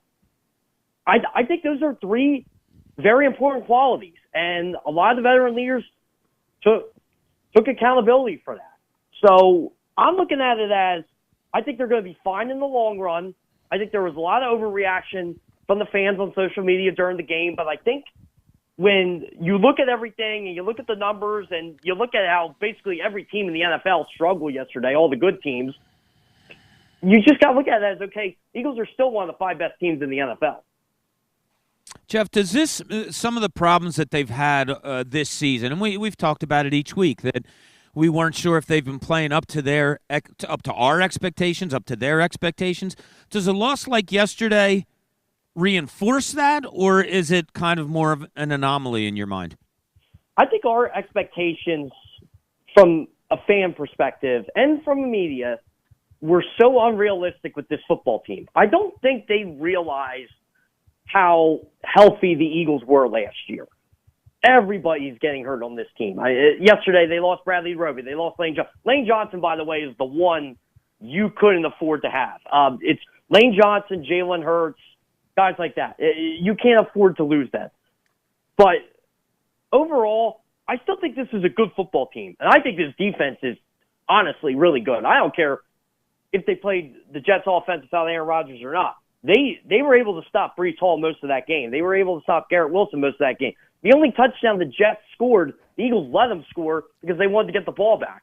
I just think it's just a bunch of things that they weren't doing last year they're doing this year. Turnovers are one of them. I think they're force-feeding certain guys. And again, I would force-feed A.J. Brown too, just because he's getting open pretty much anytime you're throwing the ball, and he's winning every one-on-one matchup. But they're not hitting Devonta Smith enough. They're not hitting Dallas Goedert enough. The running backs, I will say this, the running back situation is 10 times worse than it was last year. They got guys who can't pass protect. They got guys who just can't run the ball. I don't want to hear about Lane Johnson was out. That's why. No, these guys were not good in August. DeAndre Swift has been their best running back, and he's been okay if you basically if you miss the Week 2 game. So I wanted to get that out there. If the Eagles need to make a move at the trade deadline, I really do feel running back is that move. Jeff, one move they have to probably make is right tackle at this point with Lane Johnson being out because Jeff Driscoll ain't it. Where do they go though? I mean, do they just have to bite the bullet and deal with Driscoll for a couple weeks, or do you think they go on the street and pick up a guy? I think it's going to have to be Jack Driscoll unless they want to move Fred Johnson to right tackle, which that'll be something I'll have to ask Fred this week if that's in the plans, because I know mostly he plays left on the left side, but they do like Jack Driscoll, and Jack Driscoll's going to get a lot of the vitriol this week because of his performance, and I still got to look at the final numbers and watch the game again on him.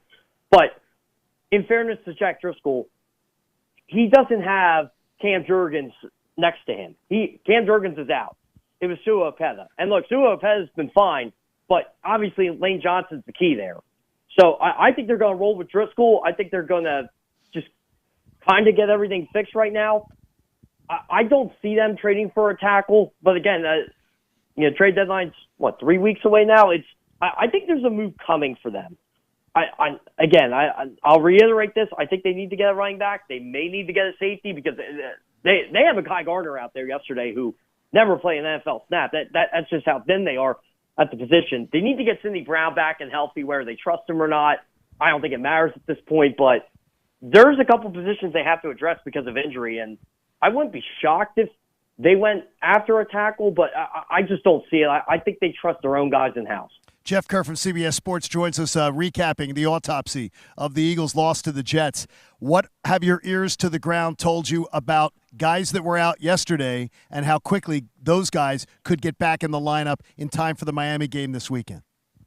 Well, I think Darius Slay will be back. I think Jalen Carter will be back. Well, that's great news right there, those two. Yeah, exactly. It just seemed like that was, they were nagging injuries that it's a 17-game season. I think if they would have played the Dolphins this week, they would have sat out too.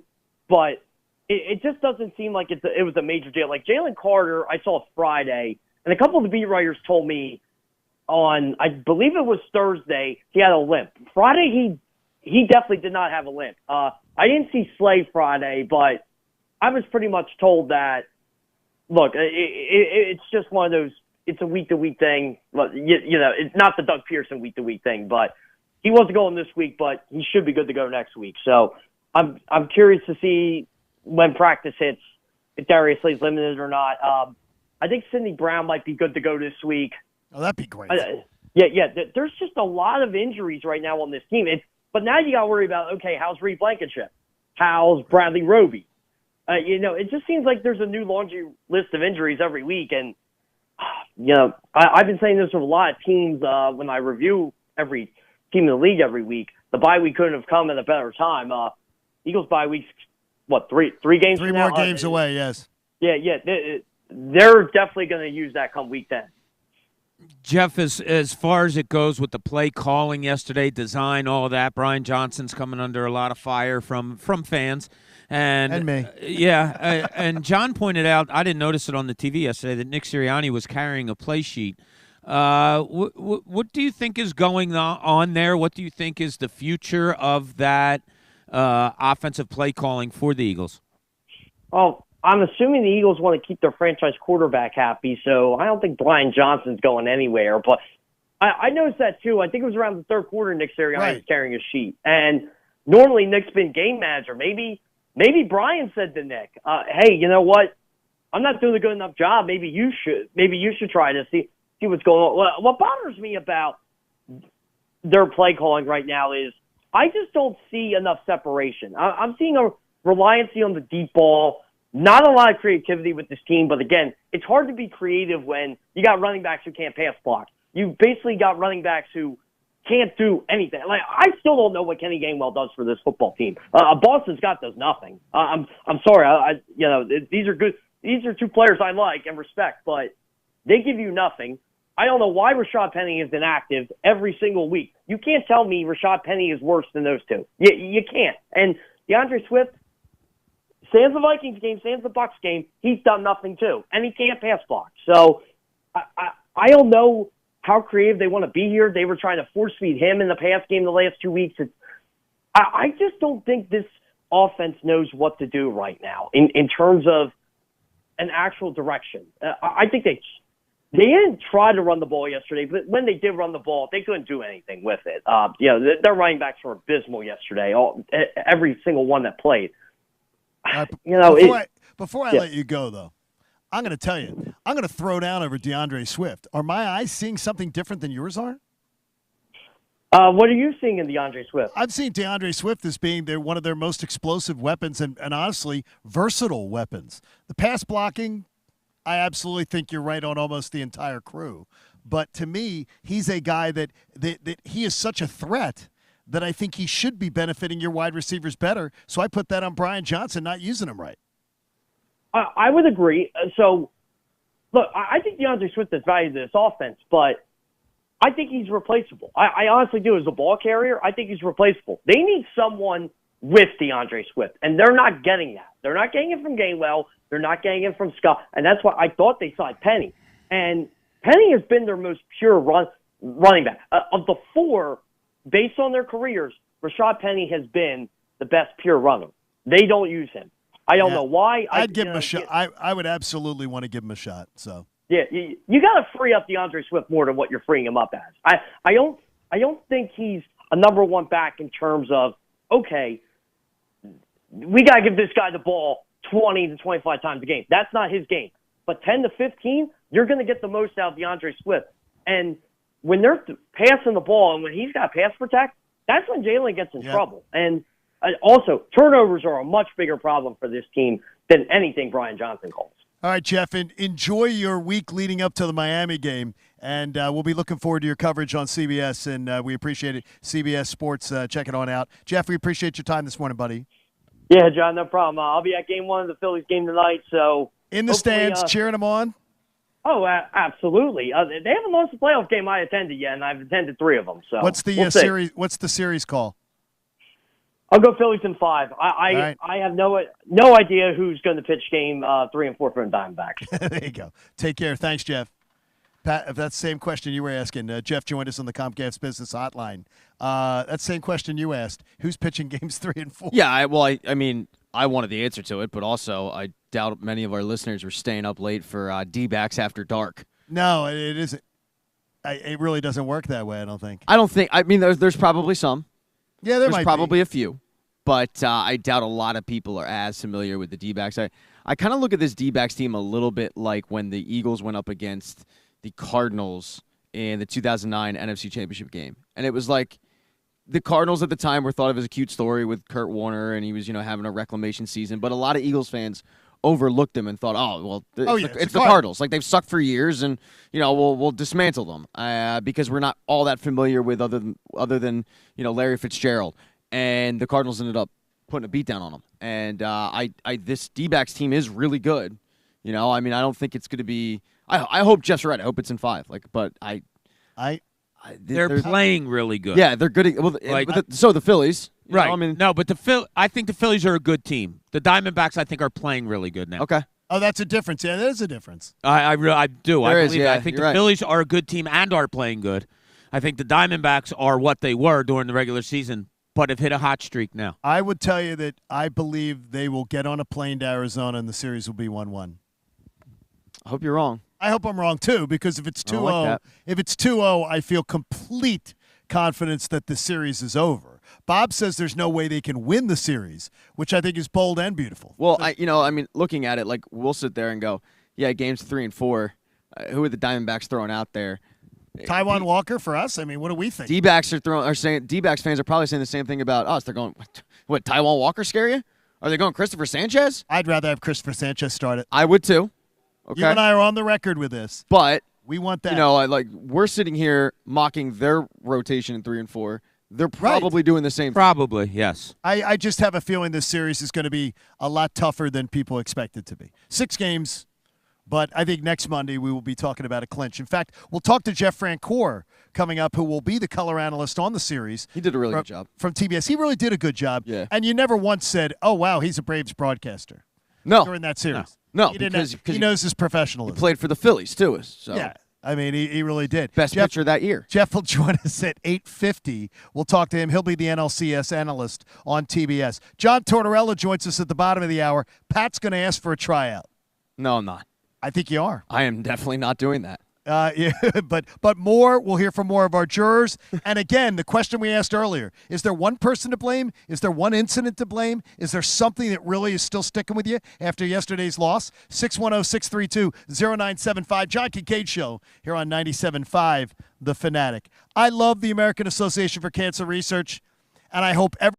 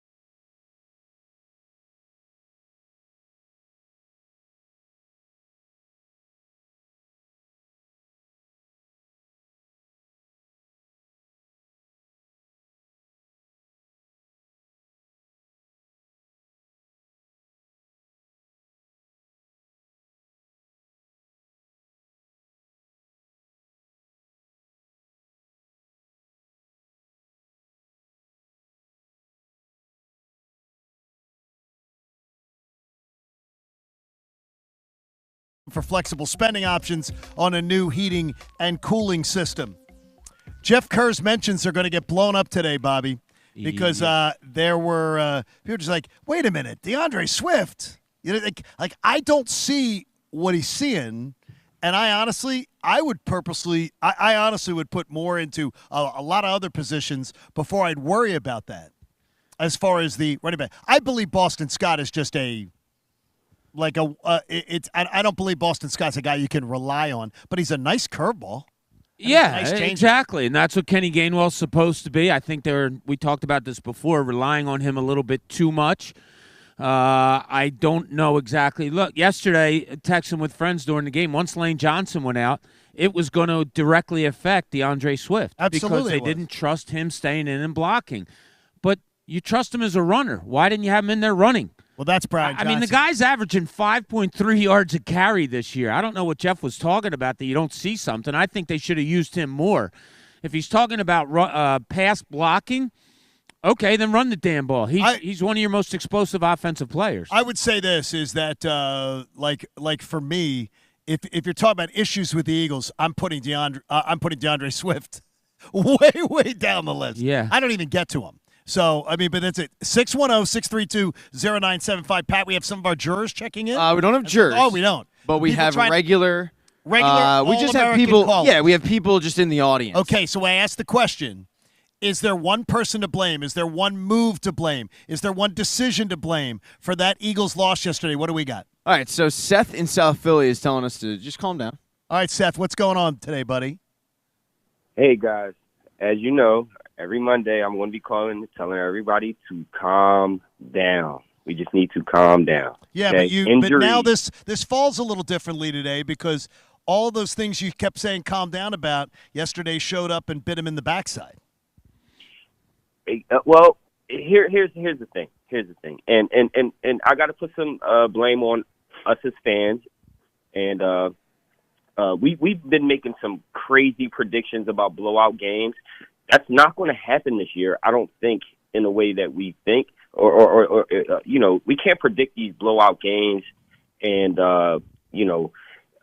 be satisfied with them. We have injuries. Last year we didn't have any injuries. We have injuries this year. So we just need to just keep our calm. Well, you know what, though? Wait a minute. I can't take this today, though. I can't take this. No, I can take That it. was one of the crappiest performances I can take we've seen in a long time. You can't just say to people, just relax. It's no big deal. These things that have been mounting all came home to roost yesterday. I'm with Seth. John, you got to remember your dream.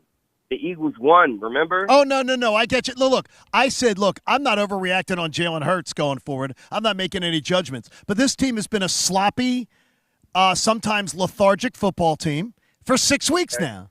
I'm tired of it. It's time to wake up. It's time to hold to the standard that I keep hearing about. I'm with Seth. All right. Well, let's go, Phil. All right, but there you go. Take Love care, it. bud. I love it. We can disagree, but everybody can agree on that. Everybody goes, let's go, Phils. Next we got a guy who's a little. I'm going to say he's going to disagree. You think he is? With Seth, yeah. So Kevin and Delco. Hi, Kevin. Pissed off. Kevin, what's going on, brother? Kevin? How we doing? All right, buddy. Come on, man. Hello? You're on the air, Kevin. Nah, he's not there. Kevin's not on the air. Something's going on. Well, let's hold off on that. Yeah. Look, it's I can't take the person who calls every week and goes, it's okay. They won. What are you crying about? Just take the win and be happy with it. You can't pull that bull crap on me today. I can. I will. Not after that game. You can't. Watch me. Because it was terrible. Wasn't as bad as you think. That's why we put you at the other end of the table. That's right. I know you're kind of kidding on there, but Yeah, I am. Is there a part of it that it wasn't as bad as you thought? I look at that game and go, I can't believe they were still in it as long as they were. You know, it's like when we talk about everything bad that happened and it's a minute 46 left, and I know it didn't transpire, but I had the utmost confidence. So did I. That they were going to win that game, and we were going to be coming and going, I can't believe they just won a game with, and all the things we labeled out. You know, I've ripped Sean Desai quite a bit. And I thought his defense performed yesterday. I mean, especially considering all the injuries to the secondary. Yeah. They were basically throwing you out there at safety because they had nobody else. And still, the Jets didn't really have a passing game to speak of. I think that there were some good things, like Hassan Reddick, 2.5 sacks, right? Like he That looks was nice. on the pregame show, John, I don't know if you were listening, but Andrew, I believe, asked, like, is he back? Yeah, I think he's back, right? I'd say so. Yeah, and the one sack of Wilson, I mean, he looked terrified. So I was wetting my pants on the couch. Yeah, well, I mean, we don't kink shame, It but happened. like I don't think it was all necessarily doom and gloom. There was a lot of suck though. All right, and I'm talking like 95-5. It was suck, but there was that 5% that I go, okay, it's not all doom and gloom. Now, with that said, if they have a performance like that on Sunday, and I don't want to hear that it's the Dolphins, yeah, I'll probably be right there with most of the fan base saying, this is ridiculous. Today I'm just not there. That interests me that you both said that when they got the ball back after I thought they were gonna Jets win. scored. Yeah. I didn't. I didn't have that confidence. And that's I'm not why they saying- lost. Yeah, but You didn't there have the was confidence. nothing about yesterday that gave me confidence with that offense. And Well- maybe that's why I didn't have it when they got the ball back. I don't know. But, yeah, yesterday it wasn't there for me. No, you know what? For me, it was, and I kept thinking it over and over again, this is the Colts game. This is the Colts game. So I just felt like in the Colts game, they end up having that dramatic comeback, and they played like crap. Yeah, it was a. It wasn't the Colts game, guys. They lost yesterday. I can show you, Pat. I can show you the text. I said they will win this game. I have a weird feeling. Yeah, but that could be photoshopped. That was from Liv. That was because Liv was going crazy about, like, just that game was driving her crazy. We're supposed to win, Dad. Why are we not winning? Sometimes you're supposed to win, you lose. It happens. That's That's my the way ex-wife. it goes. We are thrilled that we are here with the Philadelphia Flyers. Center Ice, their opening night game tomorrow night for the home opener against the Vancouver Canucks will come your way after a 1-1 road trip to start the season. The win at Columbus, the loss the other afternoon at Ottawa. And joining us now, the head coach of your Philadelphia Flyers, John Tortorella, who looks very rested and ready for a new season. Is it how much of an 82-game season is at some points, even for a head coach, gets to be a little bit of a relentless sort of drag? Well, that starts now. I mean, the day, it's not a drag, but the days run into one another. When you're not playing the games, you're preparing for the next game, and we have so many that come your way. As a coaching staff, when you're winning, you want more, right? You're always looking for more. When you're struggling, obviously you have to figure some things out. So that's why we hibernate during the summer and get our sleep then. And then we just end up, the days run into one another right now. John, talking to other coaches, other sports, whatever, you hear an awful lot of, I love practice. I love getting the guys in there and practice. What's your favorite part of this team, this coaching experience that you're going through right now? Well, starting from the beginning of camp this year, I just felt the locker room is different. We went through some rigorous 3 or 4 days of our camp, which always comes first. I just felt a togetherness in the locker room. It's just a different. I think it's a different mindset. We're a gang that is going to go through some pain. We're going to win some, lose some, and go through some ups and downs. But I just have some faith. I think our locker room is going to carry us through some tough areas of the season because of the togetherness that I think we have right now. Can you grow talent off of that? Is it easier to get better talent, maybe grow guys because of that? Oh, I definitely think when you have a pressure in the room and not from a coaching staff, the room itself takes over and they keep asking each other for more, I definitely think you can get better. We have a skills coach. We practice them. We try to help them out. There is nothing better than the inner pressure of a locker room from a teammate to ask for more. And when you get there, that's when things happen the proper way. I think that's when you start thinking about winning, competing in playoffs, and getting to the top. The room has to take over itself. Sean Couturier, Cam Atkinson, they're back after missing a full year, and you talk about the pressure and how much it means when you're in the locker room and it's coming from a player. But when a player is out for a season, do we in the media make too much of that, or are they still able to have that kind of impact even though they're not necessarily playing? As far as in the locker room? Yeah. Yeah, those two guys would have an impact. They have had an impact already this year. Two great pros, just the habits, just how they present themselves when they walk in for a day's work. They have an influence already. I think both their games, it's going to take some time. I can, especially with Sean. Sean's been out for 2 years. The pace of the game, everything about it, I think it's going to take a little time. I think Cam will react quicker. I think he'll come back quicker. And I can always already see that in the first 2 games and where they're both at. There's some work to be done there, and we need to be patient. You'll hear every Flyers game on 97.5 The Fanatic, including tomorrow night's home opener, which begins at 6 tomorrow because of the Phillies across the street.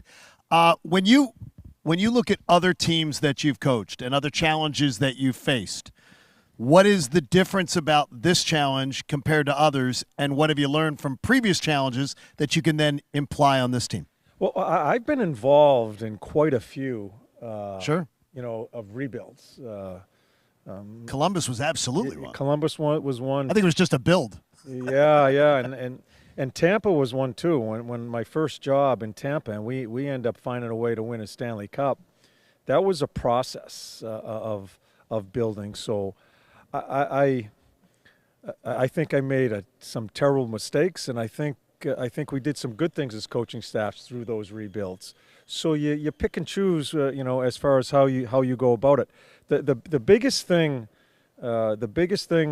for here in Philly, yes, for you guys, oh yes, too, for the fans, yes, for our managers, and we need to stay patient. And well, we're great at that. Oh, you guys! I mean, we may be the best city in America for. But I'm serious about this because we win the first game against Columbus, right? And I have some people talking. Yeah, that's a different team. And the biggest job for me, I'll put it to you this way, as the head coach of the team, is to make sure that we are flatlined when we are winning. We need to stay about our business and just keep a little bit of sanity, and that we're not that good. When we're losing, we got to keep a little bit of sanity. We're not that bad either, because we are going to have those type of swings this year. We're going to, and to keep you guys out of our hair, and when we're really winning, and keep you out of our hair when we're losing. That's a big part of my job, just to make sure our mindset is the proper way, and each and every to work each and every day, and let's just go about our business. Keep our head down and not listen to the noise, good or bad, and keep on trying to get better, because it's going to take some goddamn time to get this straightened out. John, have you always been like that? Have you always been a guy that don't ride the highs, don't go down to the lows, or is that something that maybe you have to incorporate now because of where you are with this organization? I've always been that way. I just think when you're playing in a team sport and you're playing for 7 months to get 2 down, and listen, I've made some terrible mistakes in where I've come down on a team because I was so upset, and I hope I've learned from that, because there's the next day. That's what you got to look to, is the next day, especially in how long a season is, how much travel that comes into play here, all the ups and downs with personalities, egos, contracts, waivers, all the things that happens with teams. You just need to keep your head about yourself. And if I don't do it, and I've made mistakes by not doing it, if I don't do it properly, then that people are watching that, and so that's a very important part of the coaching staff's job. Who checks you? Yeah, well, we do. Yeah, obviously. you guys do. Well, you guys check me every day, so you know what I mean. No, I do. And that's a great question, because sometimes when a coach gets checked, it's basically say you're fired. It's true. Absolutely. Because I don't want the managers and the owners bugging me during the year. You hired me to do a job. I want to do my job, but coaches put blinders on. We get blinders on, and we forget about what's going on. You get focused on one thing, and you're losing yourself with some other things going on. That's where the assistant coaches come into play. And I've got some assistant coaches that aren't going to just say, yeah, you're right, yes, yes. They're going to let me know when it's coming off the tracks as far as how I'm doing things. And it's so important. It's the best question I've had so far this year is that, who checks me? Because you can get caught. You can get caught by getting stuck in your little bunker hole and forgetting about some of the other things that's going on around you. Well, I assure you this question will not top it. You've been fortunate in your career. You've had Mike Richter, Nikolai Javi-Bulin. You had Henrik Lundqvist, Roberto Luongo, Sergei Bobrovsky. You come to Philly. Now you've got Carter Hart. How good can he be, and where would you compare him in that group of goaltenders? Yeah, those guys right now, as far as where Carter is, the guys you name, terrific people, terrific goalies, much more seasoned in the game, right? Carter's still trying to find his way in a really tough city for goaltending, the graveyard of goaltenders out here in Philly. It's a pressure that he has to deal with. But the year and now just the camp in the beginning of this year, the way he's handled things, I think he has a chance to be one of the top goalies in this league. And I watch how he works. I just watch how he goes about his business each and every day. And he's a terrific kid. I think he has a chance to be one of the top goalies in this league. And so hopefully we're going to reap the benefit from that. And he's just a great guy, and he just is so concentrated on his preparation. As a coach who has moved around, in the course of your career, you've been 6 years plus in a bunch of different franchises. Do you feel like a Philadelphian yet? Do you enjoy the potholes? Do you want to be a Philadelphian? I'll put it to you this way. I don't know if I'm accepted as a Philadelphian. I love it here. Tortorella, you're already sort of. Yeah. They're probably DNA. We could probably trace it somewhere to like Ninth and Lombard. Yeah. My wife and I love it here. Great. I love what's going to happen here.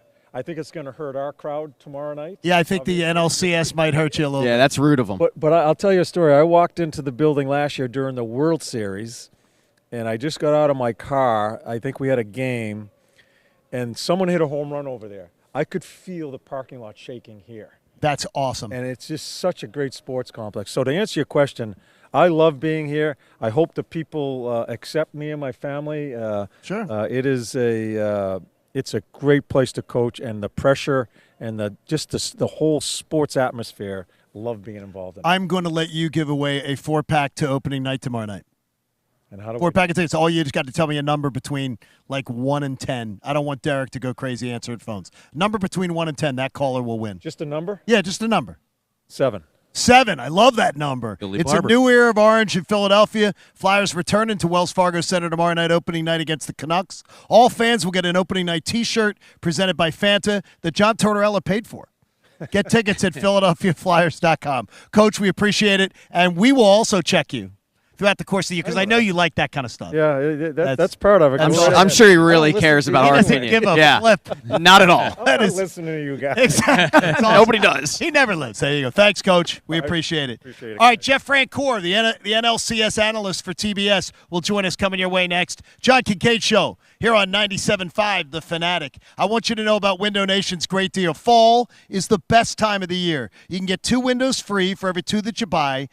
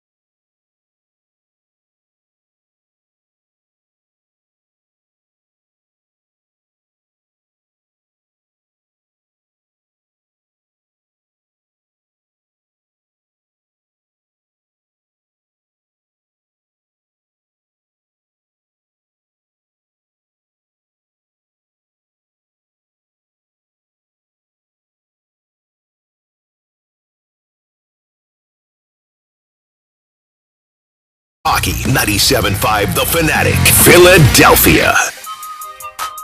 What other city in America has the center ice broadcast today for opening day of their hockey team, has their team ready for the NLCS literally right across the parking lot, and then, of course, we have the joy of discussing these 5-1 Philadelphia Eagles.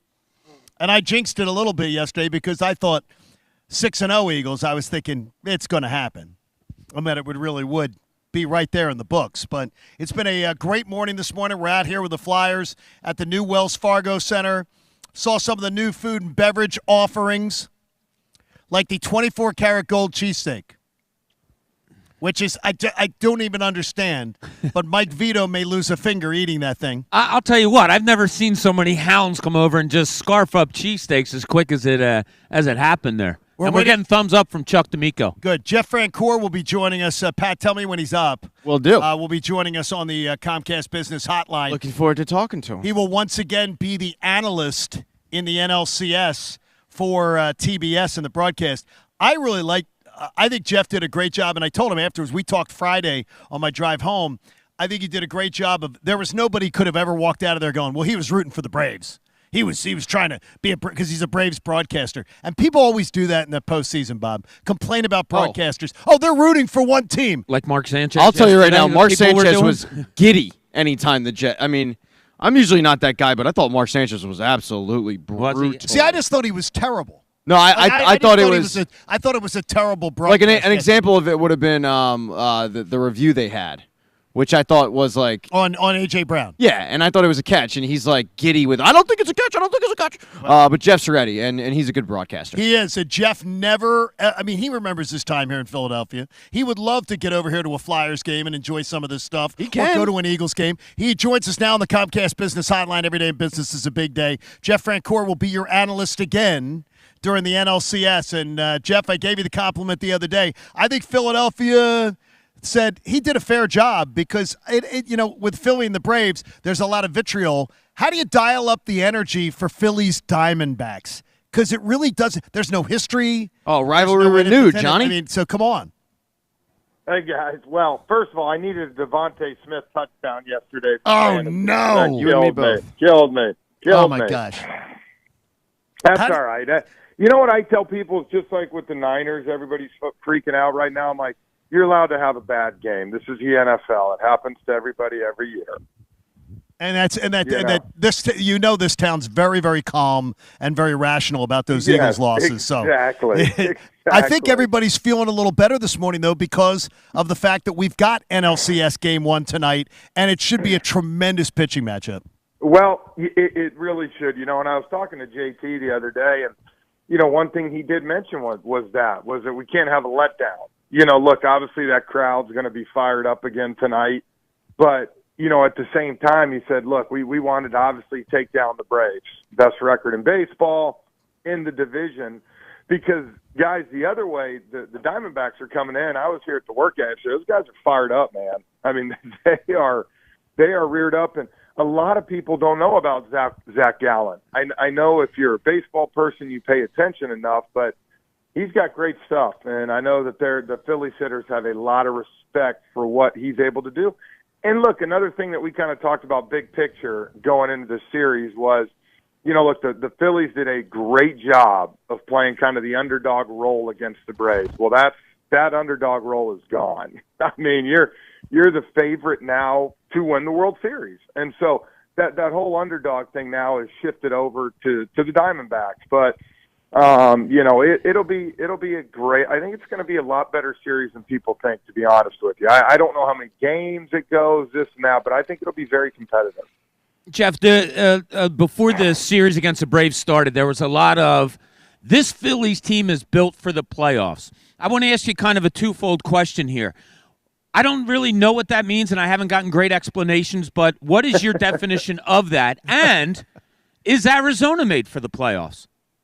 I will tell you this. I think when people say this team's built for the playoffs, for me, it's a mentality. And when I say that, I've said this.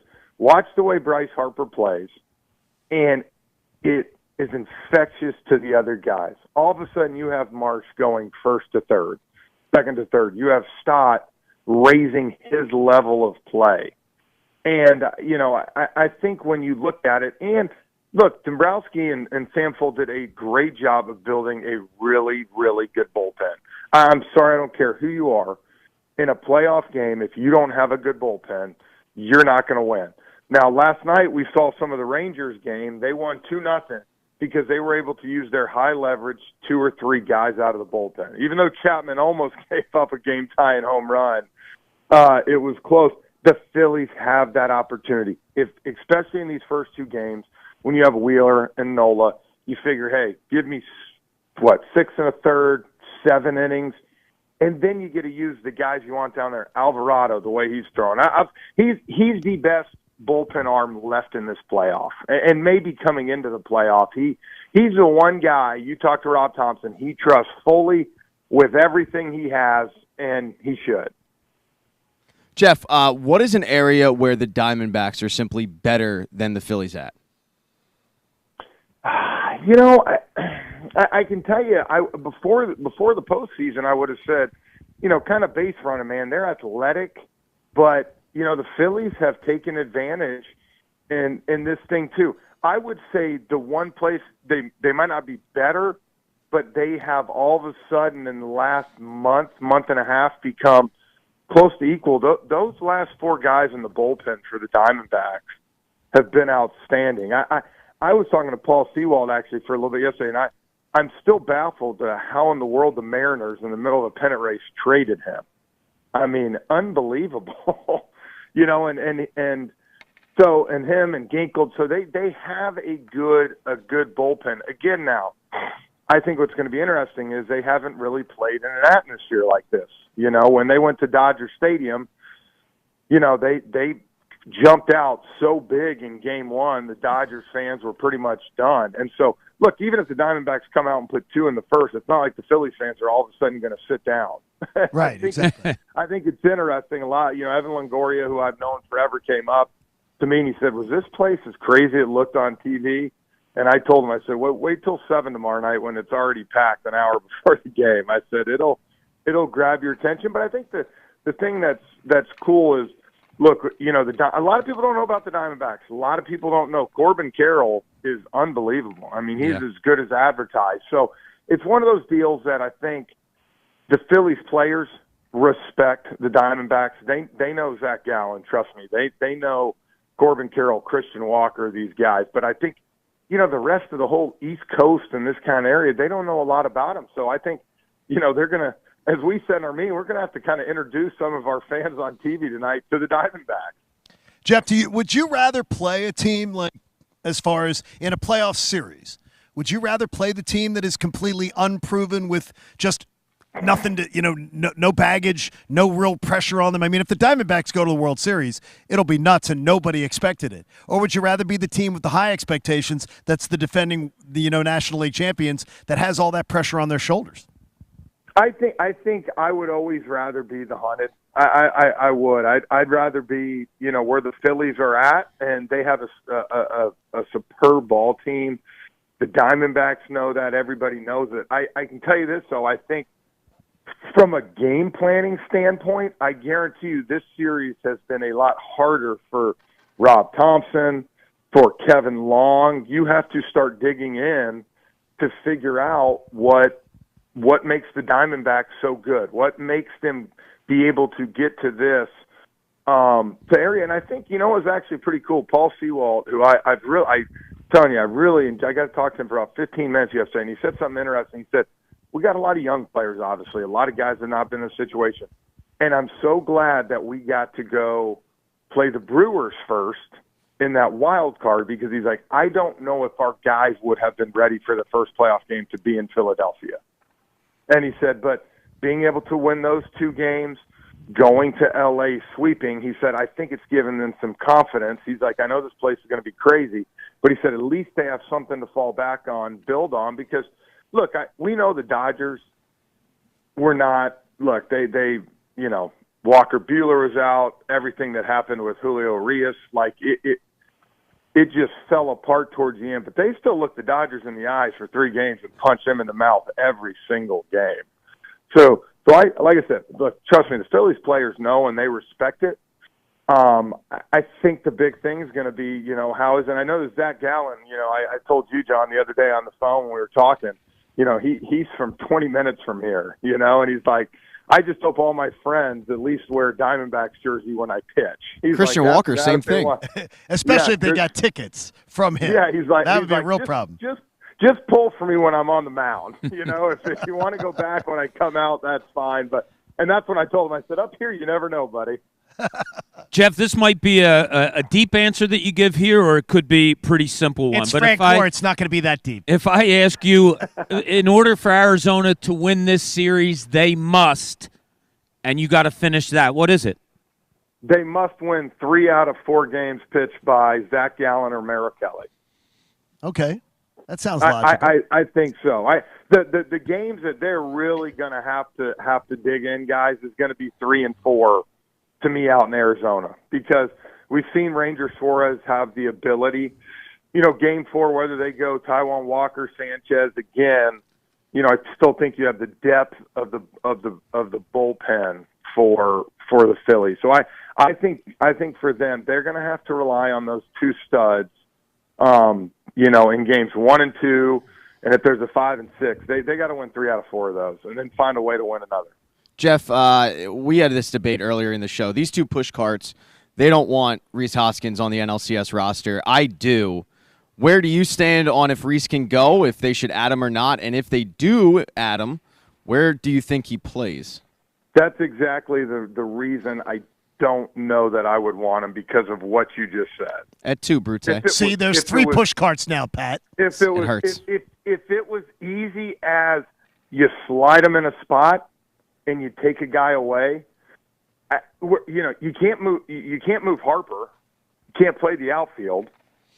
So now Harper has to go to DH, and Schwarber's got to go to the outfield. And I'll tell you what, man, I don't know that I like that. And again, you don't know what you're getting. I mean, you realize how hard it is to hit a baseball, and now you don't do it for a year. And you go in facing Zach Gallen and some of these guys. Look, if you want to bring him on and put him on the roster for a big pinch hit or something at a certain situation, for like a Rojas or something, I'm all for that. I really am. I have no issue with that, because as well as I do, this Phillies team's not a huge platoon team. You're playing your guys. But to tell me you're going to throw him in there to play right away, or to even I don't know that you mess up a good thing. And right now the Phillies have a great thing going on. To you, I had to ask you about this, and we didn't talk too much about it the other day. I still can't get over Game 1 and Game 4. Rob Thompson managed those games like nothing I've ever seen. I've just never seen it. Seem like he was just doing move after move that everybody was questioning, and they seemed to work out, and he got 2 wins, and he got moving on here. Do you expect a more conventional approach this series, or do you think this riverboat gambler stuff is going to continue? I don't think he's going to have to do it to the extent that he did versus the Braves, because of the lineup, because of the firepower that the Braves had in different situations. And also something to be aware of, too, and this goes back to, look, the Diamondbacks bullpen's been very good, I told you. But you're going to have to start seeing some other guys get key outs, because you got 2 in a row, off day, then 3 in a row in Arizona. So you don't have the play, off day. And I think that's where it really helped Rob Thompson in those games. And, of course, Rob Thompson was able to throw that bullpen out in Game 4, because he knew he had Zach Wheeler coming back in Game 5. And so I think you'll see him give guys a little bit, longer of a leash possibly, just because of the length of this series. But I will tell you this, he has shown that if it's the 6th inning, if it's the 5th inning, and the Phillies are up and a big rally starts for another team, he is not scared to bring Alvarado in and put out a fire early and say, I'll have to get outs later in the game. And look, give Matt Strom a lot of credit. He stepped up, and again, I laugh so hard that there's that, like I said, there were probably 15 or 20 of the best 50 players left in the DS in Philly the other night between the Braves and Phillies. And we had Strom facing Von Grissom for the final out. Who had that? That's Who a great nobody point, did. Right? I mean, God, I think I said it once or twice on air because I'm like, is this really happening? Exactly. Is this the last at bat? So, and give Strom credit too because he got those 3 outs, guys. Because Acuna was on deck there and he did a great job. Jeff, whenever I've covered a series and you're going in and seeing a team that you haven't seen an awful lot of or up close and personal, a lot of times I'll walk away saying, oh, wow, I didn't know that about that team. Is there anything about the Phillies after watching them against Atlanta that you came away saying, wow, that's different than I perceived it to be? I did not. I'll tell you this. I knew, obviously, how good Wheeler, Nola, I played with Nola. I knew the guys. I tell you, Bryce Harper has turned up his ability to be that alpha male in the postseason. I knew he was a heck of a player. But you go back to Washington, he was just okay in the playoffs. I mean, he had some moments, but he wasn't that alpha male dog. And now he comes up here, and I really think because of the fan base and watching a guy, look, don't get me wrong, Castellanos, it was awesome, 2 back-to-back home runs games. But this crowd, when Harper comes to the plate, is different than any other player. And I didn't realize how much the guys in the locker room truly feed off that. And then I think, like I said, I think it's a big reason that they kept that momentum going and beat the Braves. Are you going to take Casty's advice? 2 buttons open? Maybe go down 3? I'm telling you what, man, some of his answers after that last game when he said that to Ham Singer, Matt Weiner better be on his A game next time. Trust me, we've had a little talk about going a certain direction and how you have to ask a different question. We're prepared, put it that way. All right, Jeff. We look forward to we may catch up with you later in the series, and we'll all be watching and on TBS Game 1 and Game 2 the next 2 nights. So enjoy the city, and I look forward to seeing you soon, buddy. Thanks. Katie's got me a couple nice suits, so I'll be looking nice. Oh, that's nice. Good job, Kate. Take care. See you later. See you guys. There you go. Jeff Francoeur joined us on the Comcast Business Hotline. Every day in business is a big day. Comcast Business gets you ready for what's next. Imagine, Pat, marrying your 10th grade girlfriend. Yep. Did you have a 10th grade girlfriend? Yep. Yeah? I did not have a 10th grade girlfriend. I had many. See, Bob, you could imagine marrying any of them. I'm just going to leave it at that. Yeah, Jeff and Katie have been together since 10th grade. One of my best friends married my 10th grade girlfriend. I tell you, Jeff's awesome. It explains all those parties that we talk about. Yeah, constantly. right. It is. You know what I love about Francoeur is the newness of it all. Like you can tell he's still excited. He's a baseball lifer. He's not jaded by another series. It's a guy that probably players want to talk to, and he's a great guest, and I really enjoy his coverage. And he talked about it like he was teammates with some of these guys. Yeah, and he's got that excited attitude where. He is somebody you probably, if you're on the field, you search out. You want to talk to him because he's as excited for you as you are to be in that moment. And that's pretty cool. He knew he wanted to do this, and when he was a player, we had a pretty good relationship. And I said, well, why don't you start doing? We found a car dealer, wanted to do business with Jeff, so he came on our show every single week. And I literally charged him 50 cents a And I said, you're going to pay 50 cents a every time as he's starting out his broadcasting career. And sometimes it's a lot. Like $12, $12.50. It's tough to break that. Jeff is and now look at him, doing the NLCS. John, he's found his way into him. Way to go. Good job by you. And it was, but he had, Bob, though, he had all the intangibles to be great. Like he's fantastic. He's established himself. He reminds me a little bit of Greg Olson in football where exactly. He's not so far removed from the game, but he also doesn't annoy you. And I feel like that's half the battle of being a color commentator is the annoyance level. If you're not annoying me, I'm good. And his analysis is usually spot on. I agree with. I say 6. I think the Phillies are going to win this in 6, and I do think we will go to the desert tied 1-1. Don't say that. I just have that. No, I mean they're going to lose. They're going to lose a couple games in this series. Just don't say it. And I believe they will go to the desert 1-1. Bobby, where do you sit on this? It is tough with the first two pitches that Arizona's throwing out there. But this Phillies team, I don't know. There's something special going on at the right time. 1-1 leaving here, I think, would be. It wouldn't worry you at all. Obvious. Would it worry you? Sure. You're would? going. Well, it would concern you a little bit, yeah. Well, I mean, I would say to myself, I got to go get one win in Arizona to bring it back.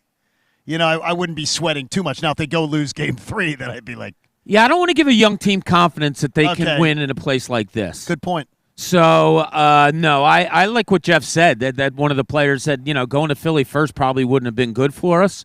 All right, well, don't make it good for them now. I want the Phillies to be up 2-0 like we all do, but I more expect them to be up 2-0, even though Arizona has two. Look, the Phillies have their two best pitchers going, too. Let's 2-0, it's over. Oh, yeah. 2-0, it's over. Yeah, that would be because I think the young team would then go, oh, geez. 2-0, and also you're going against the 3 and 4 starters. And you're just trying to get one win in the desert at the very least. Just get one win. And our buddy Vince Rizzuto from Philly Sports Trips, he's got a trip going out there, too. That's going to be awesome. I feel like a lot of Phillies fans will be heading out there. I think the Phillies win in 6 as well. So next Monday night, we'll be talking about the clincher. I hope. Oh, boy, that sounds good.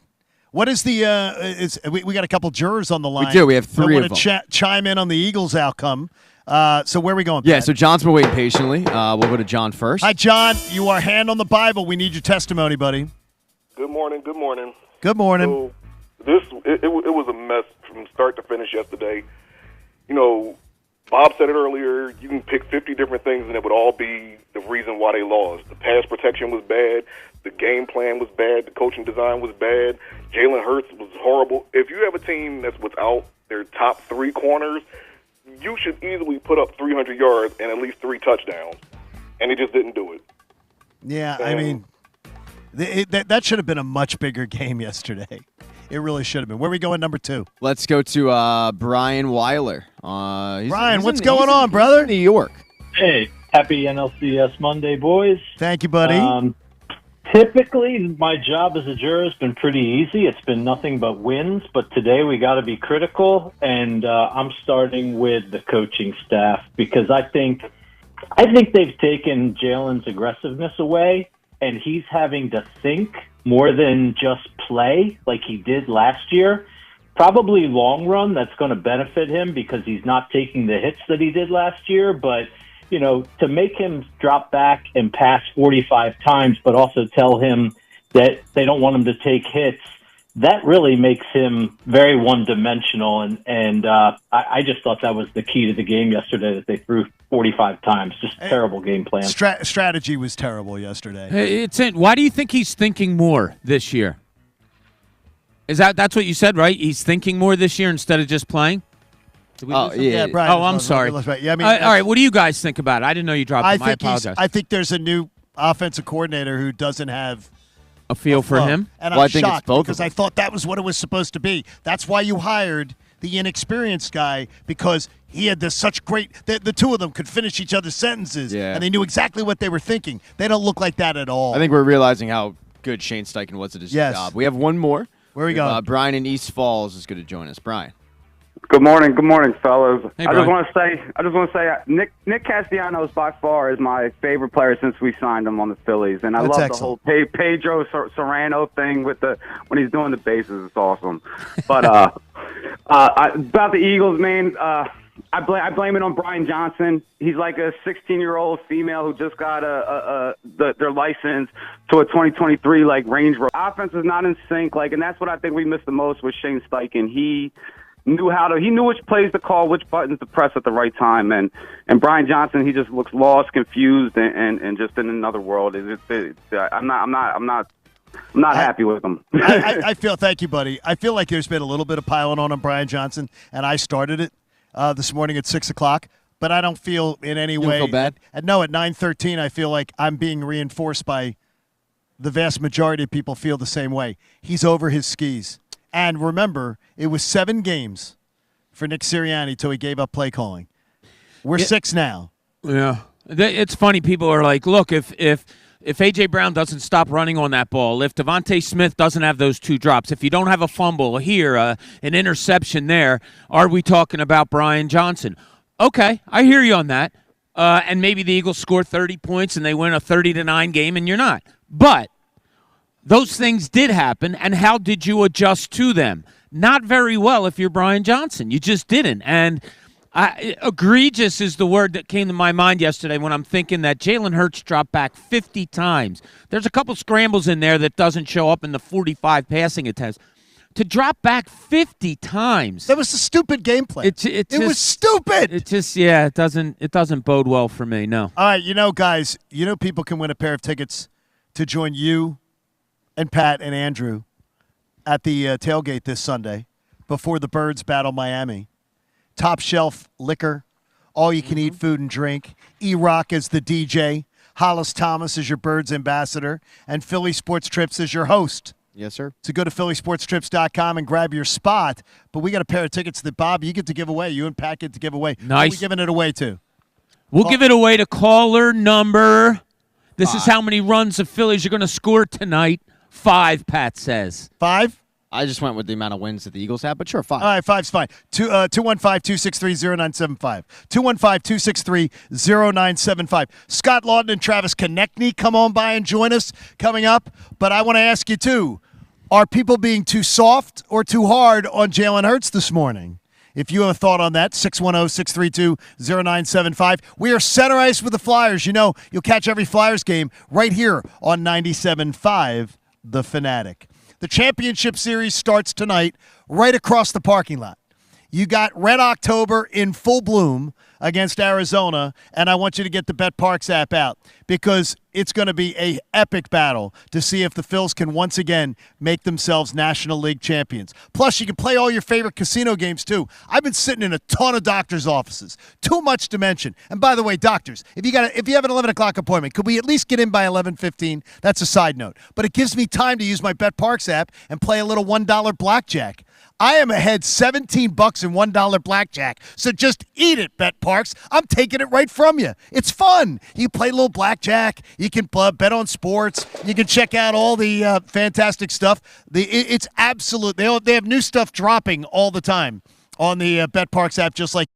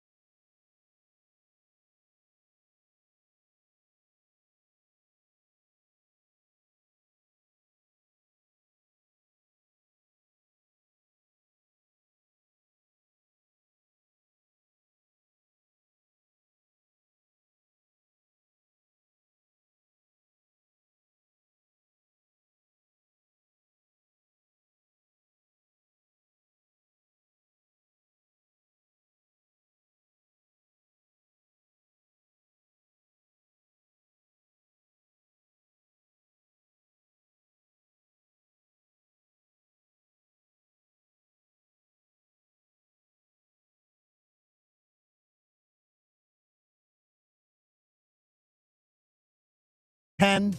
People can come on in and see this team practice. I think it's a really neat idea, different thing. They put little twists on things because as they asked in the one answer in the question that Keith Jones and Dan Hilferty said to you, Bob, they got to try stuff. They got to try stuff different. They got to try a bunch of stuff that's different. Yeah, and I was just talking to Dan between our break here, and he was just saying how much fun it is. You know, a guy who in life has been so successful and then has changed his profession to do this and oversee the Flyers organization now. It's pretty neat to see all the things that are going on. We can talk rebuild, and people out there listening, you'll talk about the second line forward and all this stuff. But no, the rebuild is much bigger than that. And that's what I'm feeling talking to Dan, talking to Jonesy. It's everything. It's so.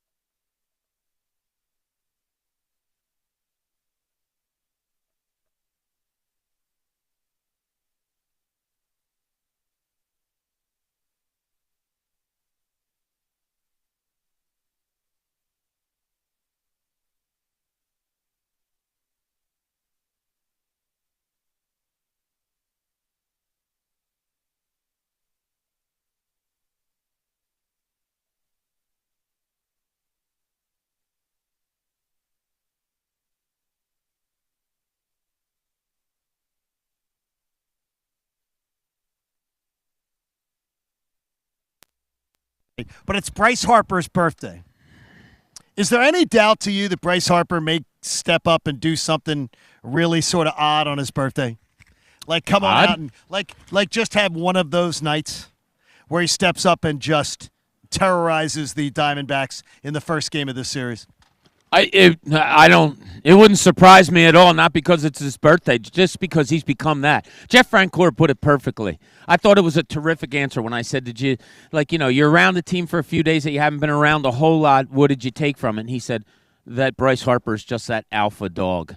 And that's a great answer. Yeah, I think we expect something from him all the time. And I don't think Zach Gallen's going to shy away from Bryce Harper tonight. So I think we're going to see some special things. I'm right there with you. I do think special things tonight. Like, would it surprise me if he did something? No. I don't think it had anything to do with his birthday. I think it's because I've never seen an athlete rise to the moment like him in this city. You brought that up, and it seems to be he keeps reinforcing your opinion. Yeah, I mean, anytime you need a big hit, I can't think of anybody else you want up there, right? No. Like, I mean, this guy lives for the drama and the moment, and maybe it's because of the fact he was on Sports Illustrated at the age of 16 and, he was the number one pick as a kid who left high school early. That, I think people forget about that, right? Like he enrolls in a got JUCO. a GED, right? Yeah, he gets a GED from, Scott Boras had this plan of getting a GED, going to JUCO a year early, becoming the number one overall pick, winning the Golden Spikes Award, which is the Heisman for college baseball. Like he's done it. And then some. He's lived up to that hype, and he lives for the moment. And the moment never seems to be too big. Does it have anything to do with his birthday? No. It has to do with that is who Bryce Harper is. Can I? Okay. And he is ours. So I ask you this: we are all totally bought in that Bryce Harper is going to show up and show strong in the NLCS. I love him. So I'm asking you here: do you have the same faith that Kyle Schwarber will? Because it's two series where he has been a complete non-factor. And I don't think I'm being rude there or over the top. He has been a non-factor in the 6 playoff games the Phillies have played. Yeah, I love the way he started against Strider. First game, gets a double on the first pitch, and kind of shows like, we're here. That was awesome. But since then, yeah, you're right, John. He's been kind of silent. No, he can't get worse. I don't think so. Will we see something? I'm going to make a prediction here, Patrick. What's that? And I am going to say that he will have a home run by the time this team leaves to go to Arizona. Yeah, I agree. I think at some point you're going to be rewarded if you end up doing a same-game parlay, let's say, of Schwarber to hit a home run, Phillies to win, and, the over in strikeouts or something. Harper with a hit. Yeah, like he's just – at this point, he is a 200 hitter. We know that. At right? best. Yeah, at best he's a 200 hitter. So, like, the base hits aren't really going to be there. you're looking for a long ball from him. I think you do get it this series. And the beautiful thing about this Phillies team is they are so deep that if you don't get it from them, you've got guys picking other guys up. You don't have it from Kyle Schwarber, Nick Castellanos shows up. You don't have it from, let's say, a Bryce Harper. Okay, JT Realmuto shows up. Like, you have guys that are showing up for their teammates when their teammates aren't performing. Does Alec Boehm show up in this series? He played well in the first series, did not play well in the second series. Does he show up? I offered the other night, if you're selling Alec Boehm stock, I'm buying.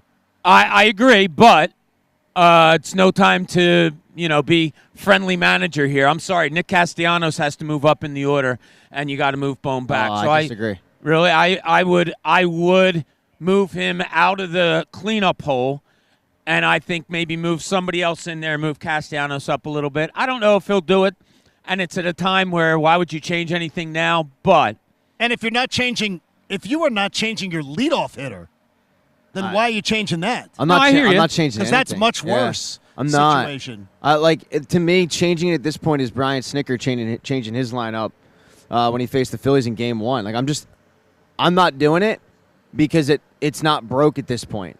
Certain players aren't performing, but that's to be expected in any series. But I'm sorry, but they have changed it. Castellanos wasn't hitting 7th. But he hasn't. But he's playing his best baseball, I would say, hitting 7th.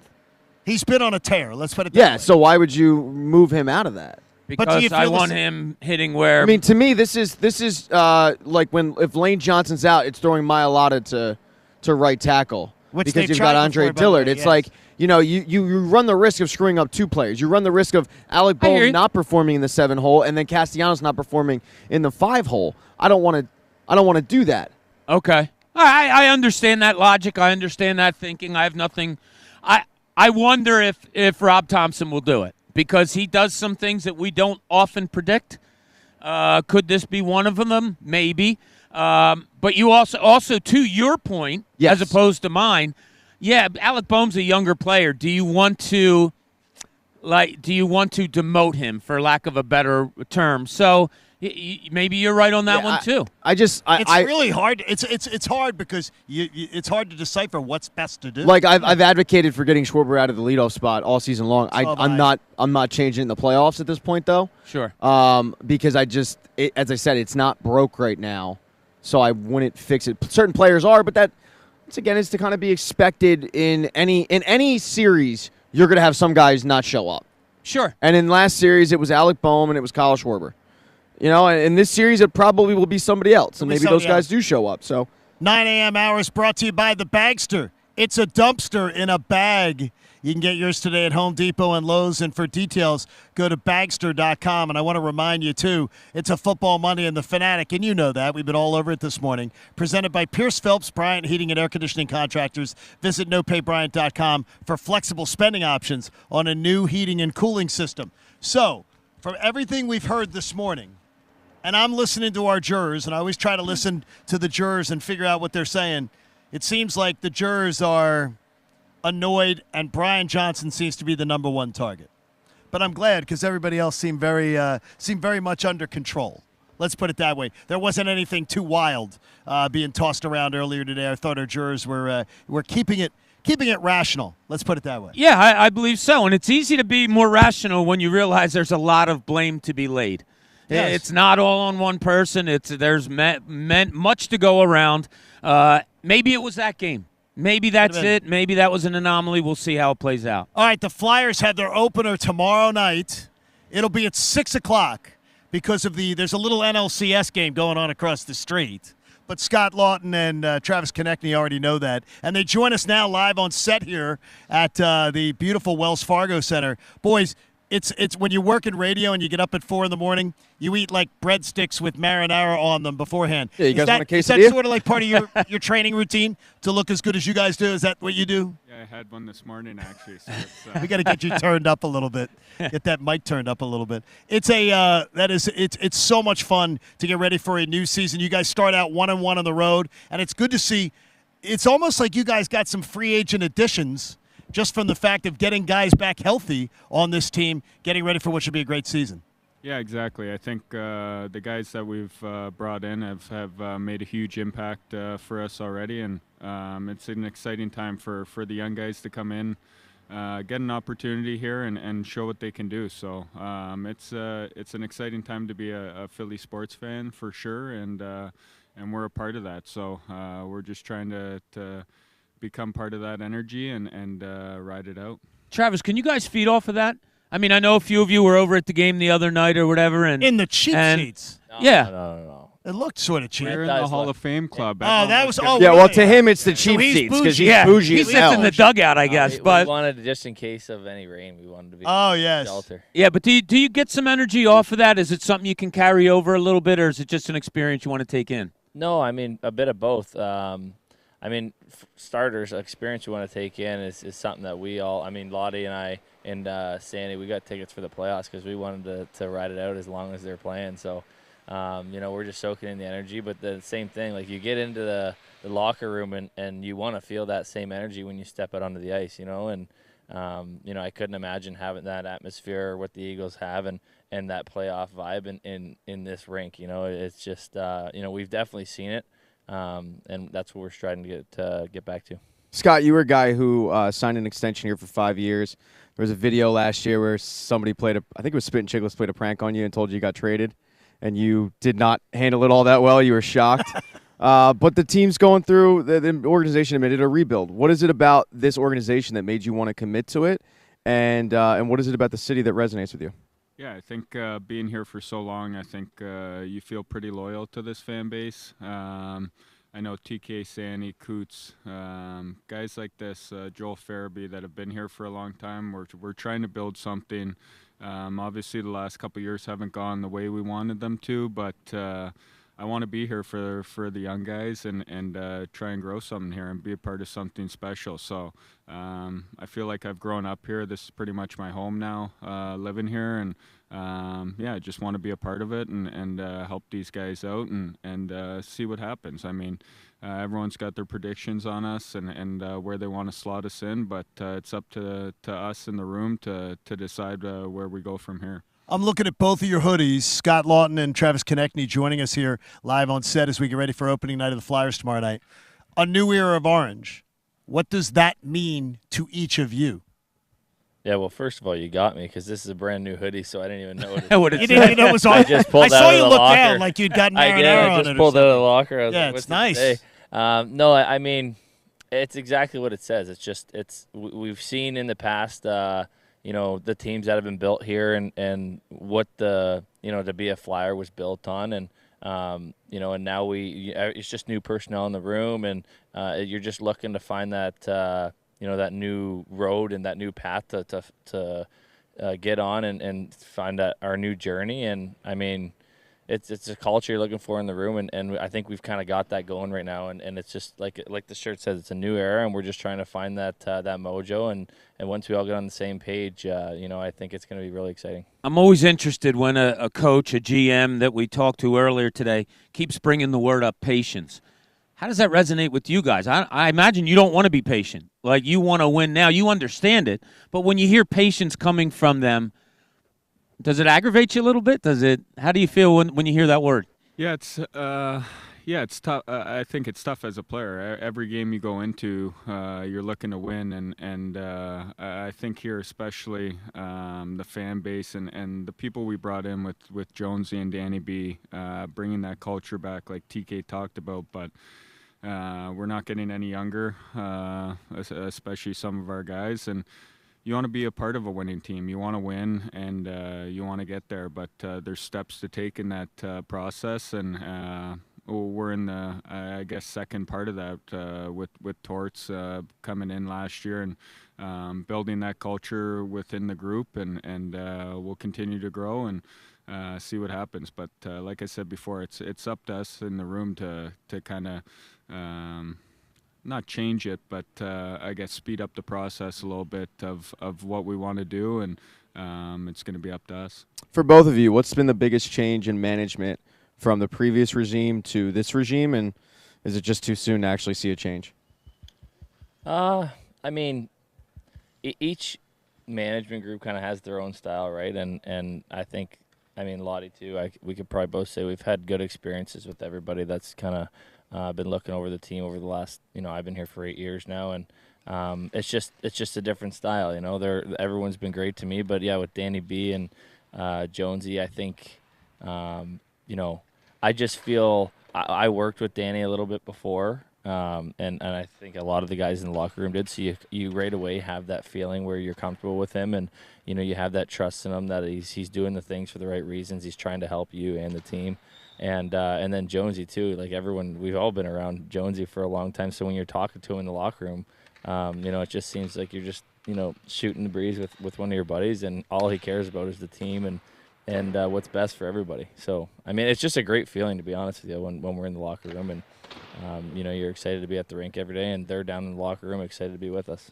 Yeah, I think kind of piggybacking on TK, but I think Jonesy has a great connection with the fans, being in TV for so long here and kind of relaying that message to everyone throughout. And with Danny, he's you can go up and talk to him. I mean, I started in the NHL because Danny B was hurt. So I was in the locker room with him and everything like that. So you have that personal, I guess, connection and feel around the room. And then it goes into your families and how they're treated and your wives and kids and everyone like that. So we've built something here at the start of the year that's been a really good feeling in the room, and just need to continue that. You'll hear every Flyers game right here on 97.5 The Fanatic, beginning tomorrow night with the home opener against the Vancouver Canucks. At 6 o'clock the game tomorrow night. All right, before I let you go, tell me one thing we do not know about John Tortorella behind the scenes. Come on. He's not listening.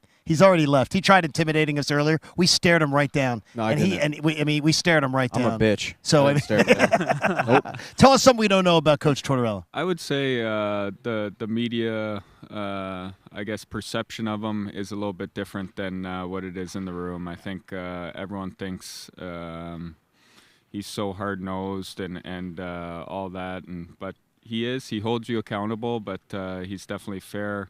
You can go up and talk to him and I wouldn't say joke around all that much, but you can throw in a couple subtle jokes and have that kind of relationship. But no, it's gotten better.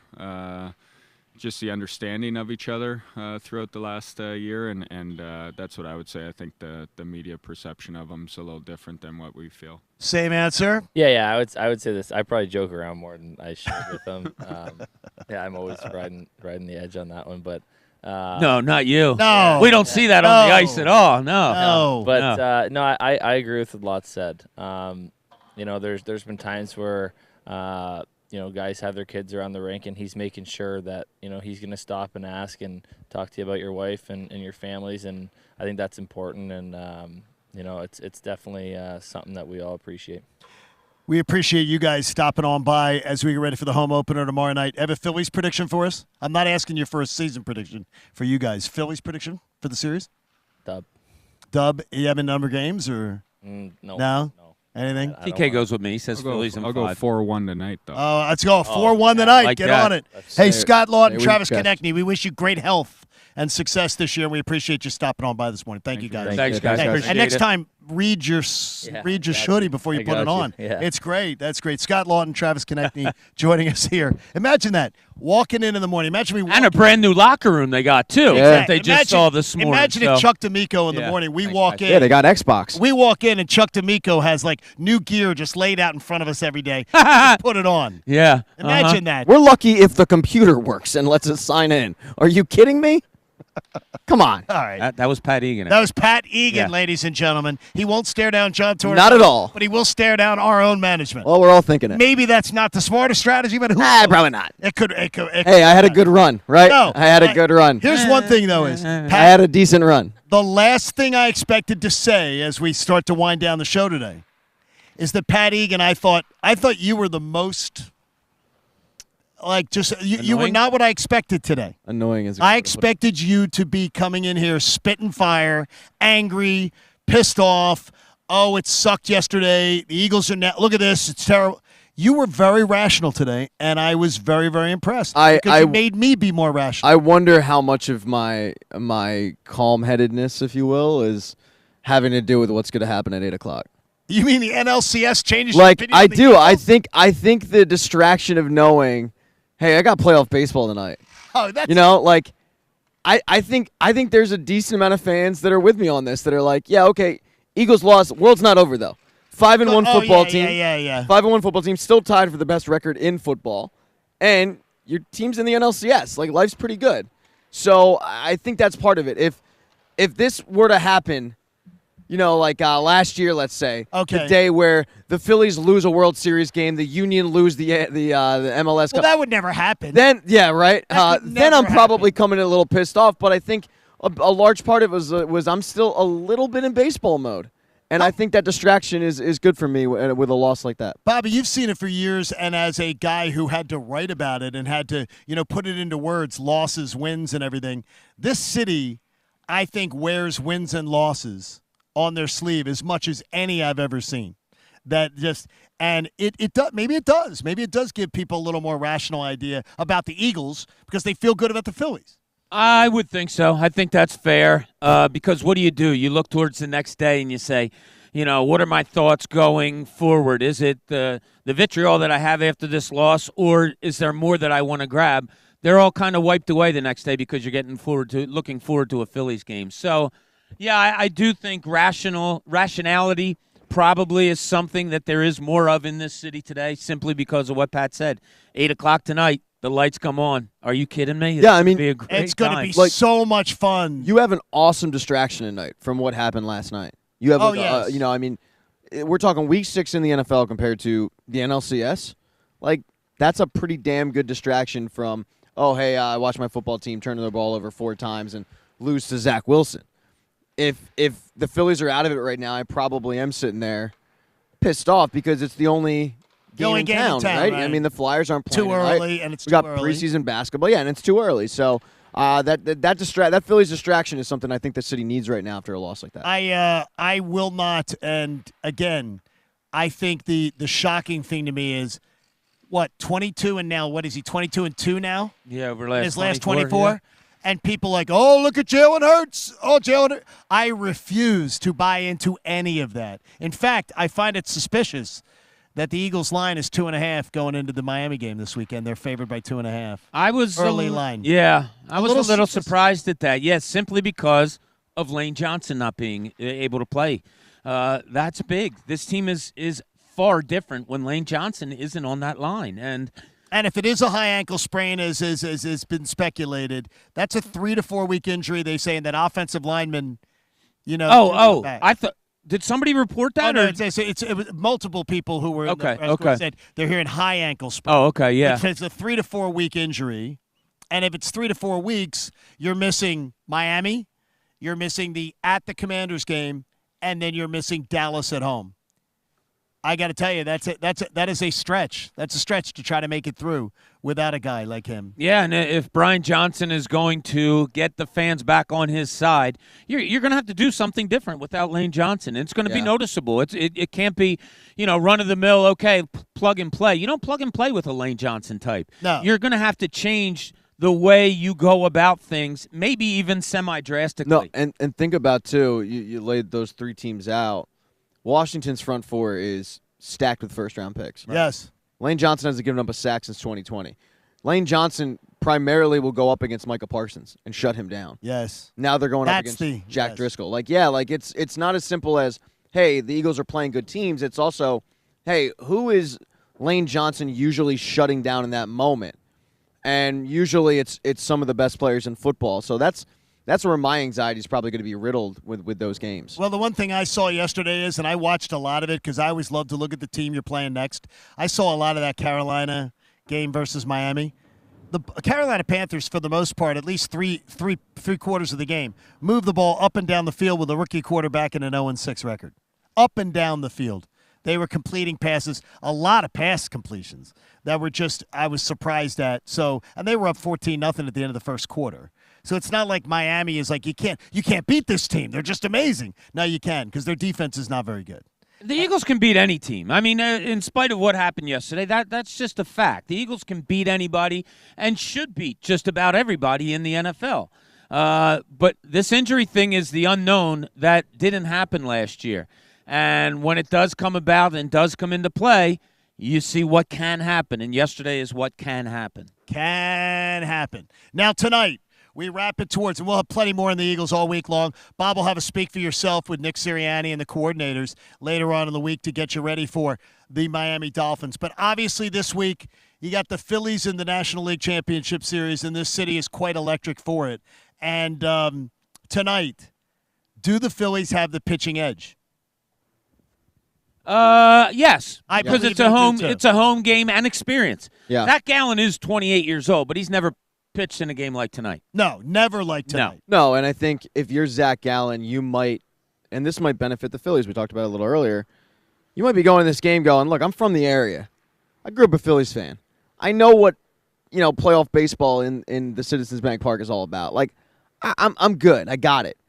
But from everything we've heard, it is completely different when you are down on the field and you're not in the stands, but when all that noise is coming at you. And it might throw him off a bit. It might be like, damn, like I thought I knew. I guess I don't. So I think that could benefit the Phillies. I mean, he is one of the best pitchers in baseball, but you've got an equally really good Zach going as well for the Phillies tonight. So I would give the edge to the Phils. I love it that multiple Braves players saying that the sound in the stadium, for whatever reason, reverberates through you, that they actually feel the noise, which is just crazy. But 2 years in a row, the best team in one of the best teams nationally. Last year they were the defending World Series champs. You knocked out. This year they were the best record, and they were. I don't know. Intimidated, I don't think is the word, but they were obviously bothered by it. It bothered playing in that building, and hopefully Arizona feels it tonight. Yeah, and look, you didn't have to look any further than their dugout late in the game. Arcia, the way he reacted. They were dialed into that game, huh, Bobby? I mean, that's horrible. Like Pat had a line like a throwaway line. I don't know if I would bring him back to my organization. I wouldn't. Oh, I think that's real. Yeah, I would not. I have a feeling that may be on the table. Yeah, I mean, that they may decide, But letting go of Dansby Swanson to bring in Arcia, to let Arcia have that job, and then Arcia doesn't have the poise. One of your leaders, they gave rid of two of their leaders 2 years in a row, and it paid off. It paid off for the Phillies. Yeah, it's a shame. And hopefully, terrible. Hopefully, they get rid of another. Who do we want to get? Riley. They should trade Riley this offseason. Yeah, maybe. Get rid of Austin. Oh, are you kidding me? Acuna. Why not? Weston Wilson for Acuna. Who says no? Well, you don't want Acuna here. I'll take Acuna here. Yeah, absolutely. Well, you think all of a sudden he'll start running out ground balls and it's stuff? not even that. I think He's the just Braves completely lacked any sort of leadership. Right. I'll take an MVP. Yeah, I'll take him. Hey, support life-saving cancer research. Join us and our generous partner, Davis CPA Group. That's that Ron Davis. He's awesome. Make a donation to the American Association for Cancer Research today. You can do it at 975thefanatic.com/AACR because cancer research saves lives. It has been a blast hanging out with the Flyers today, and we thank the Philadelphia Flyers for their hospitality. We are your home of the Flyers. Tomorrow night you'll have the home opener coming your way at 6. Tomorrow morning at 6, we will obviously be like a early morning post-game show of Game 1 of the NLCS, plus plenty more on the fallout from the Eagles' loss and how do they recover in time for Miami. It's going to be a busy week. You're not going to want to miss a minute of it. Thanks again to the Flyers. We appreciate the hospitality. Andrew Salchunas is coming your way next. Make it a great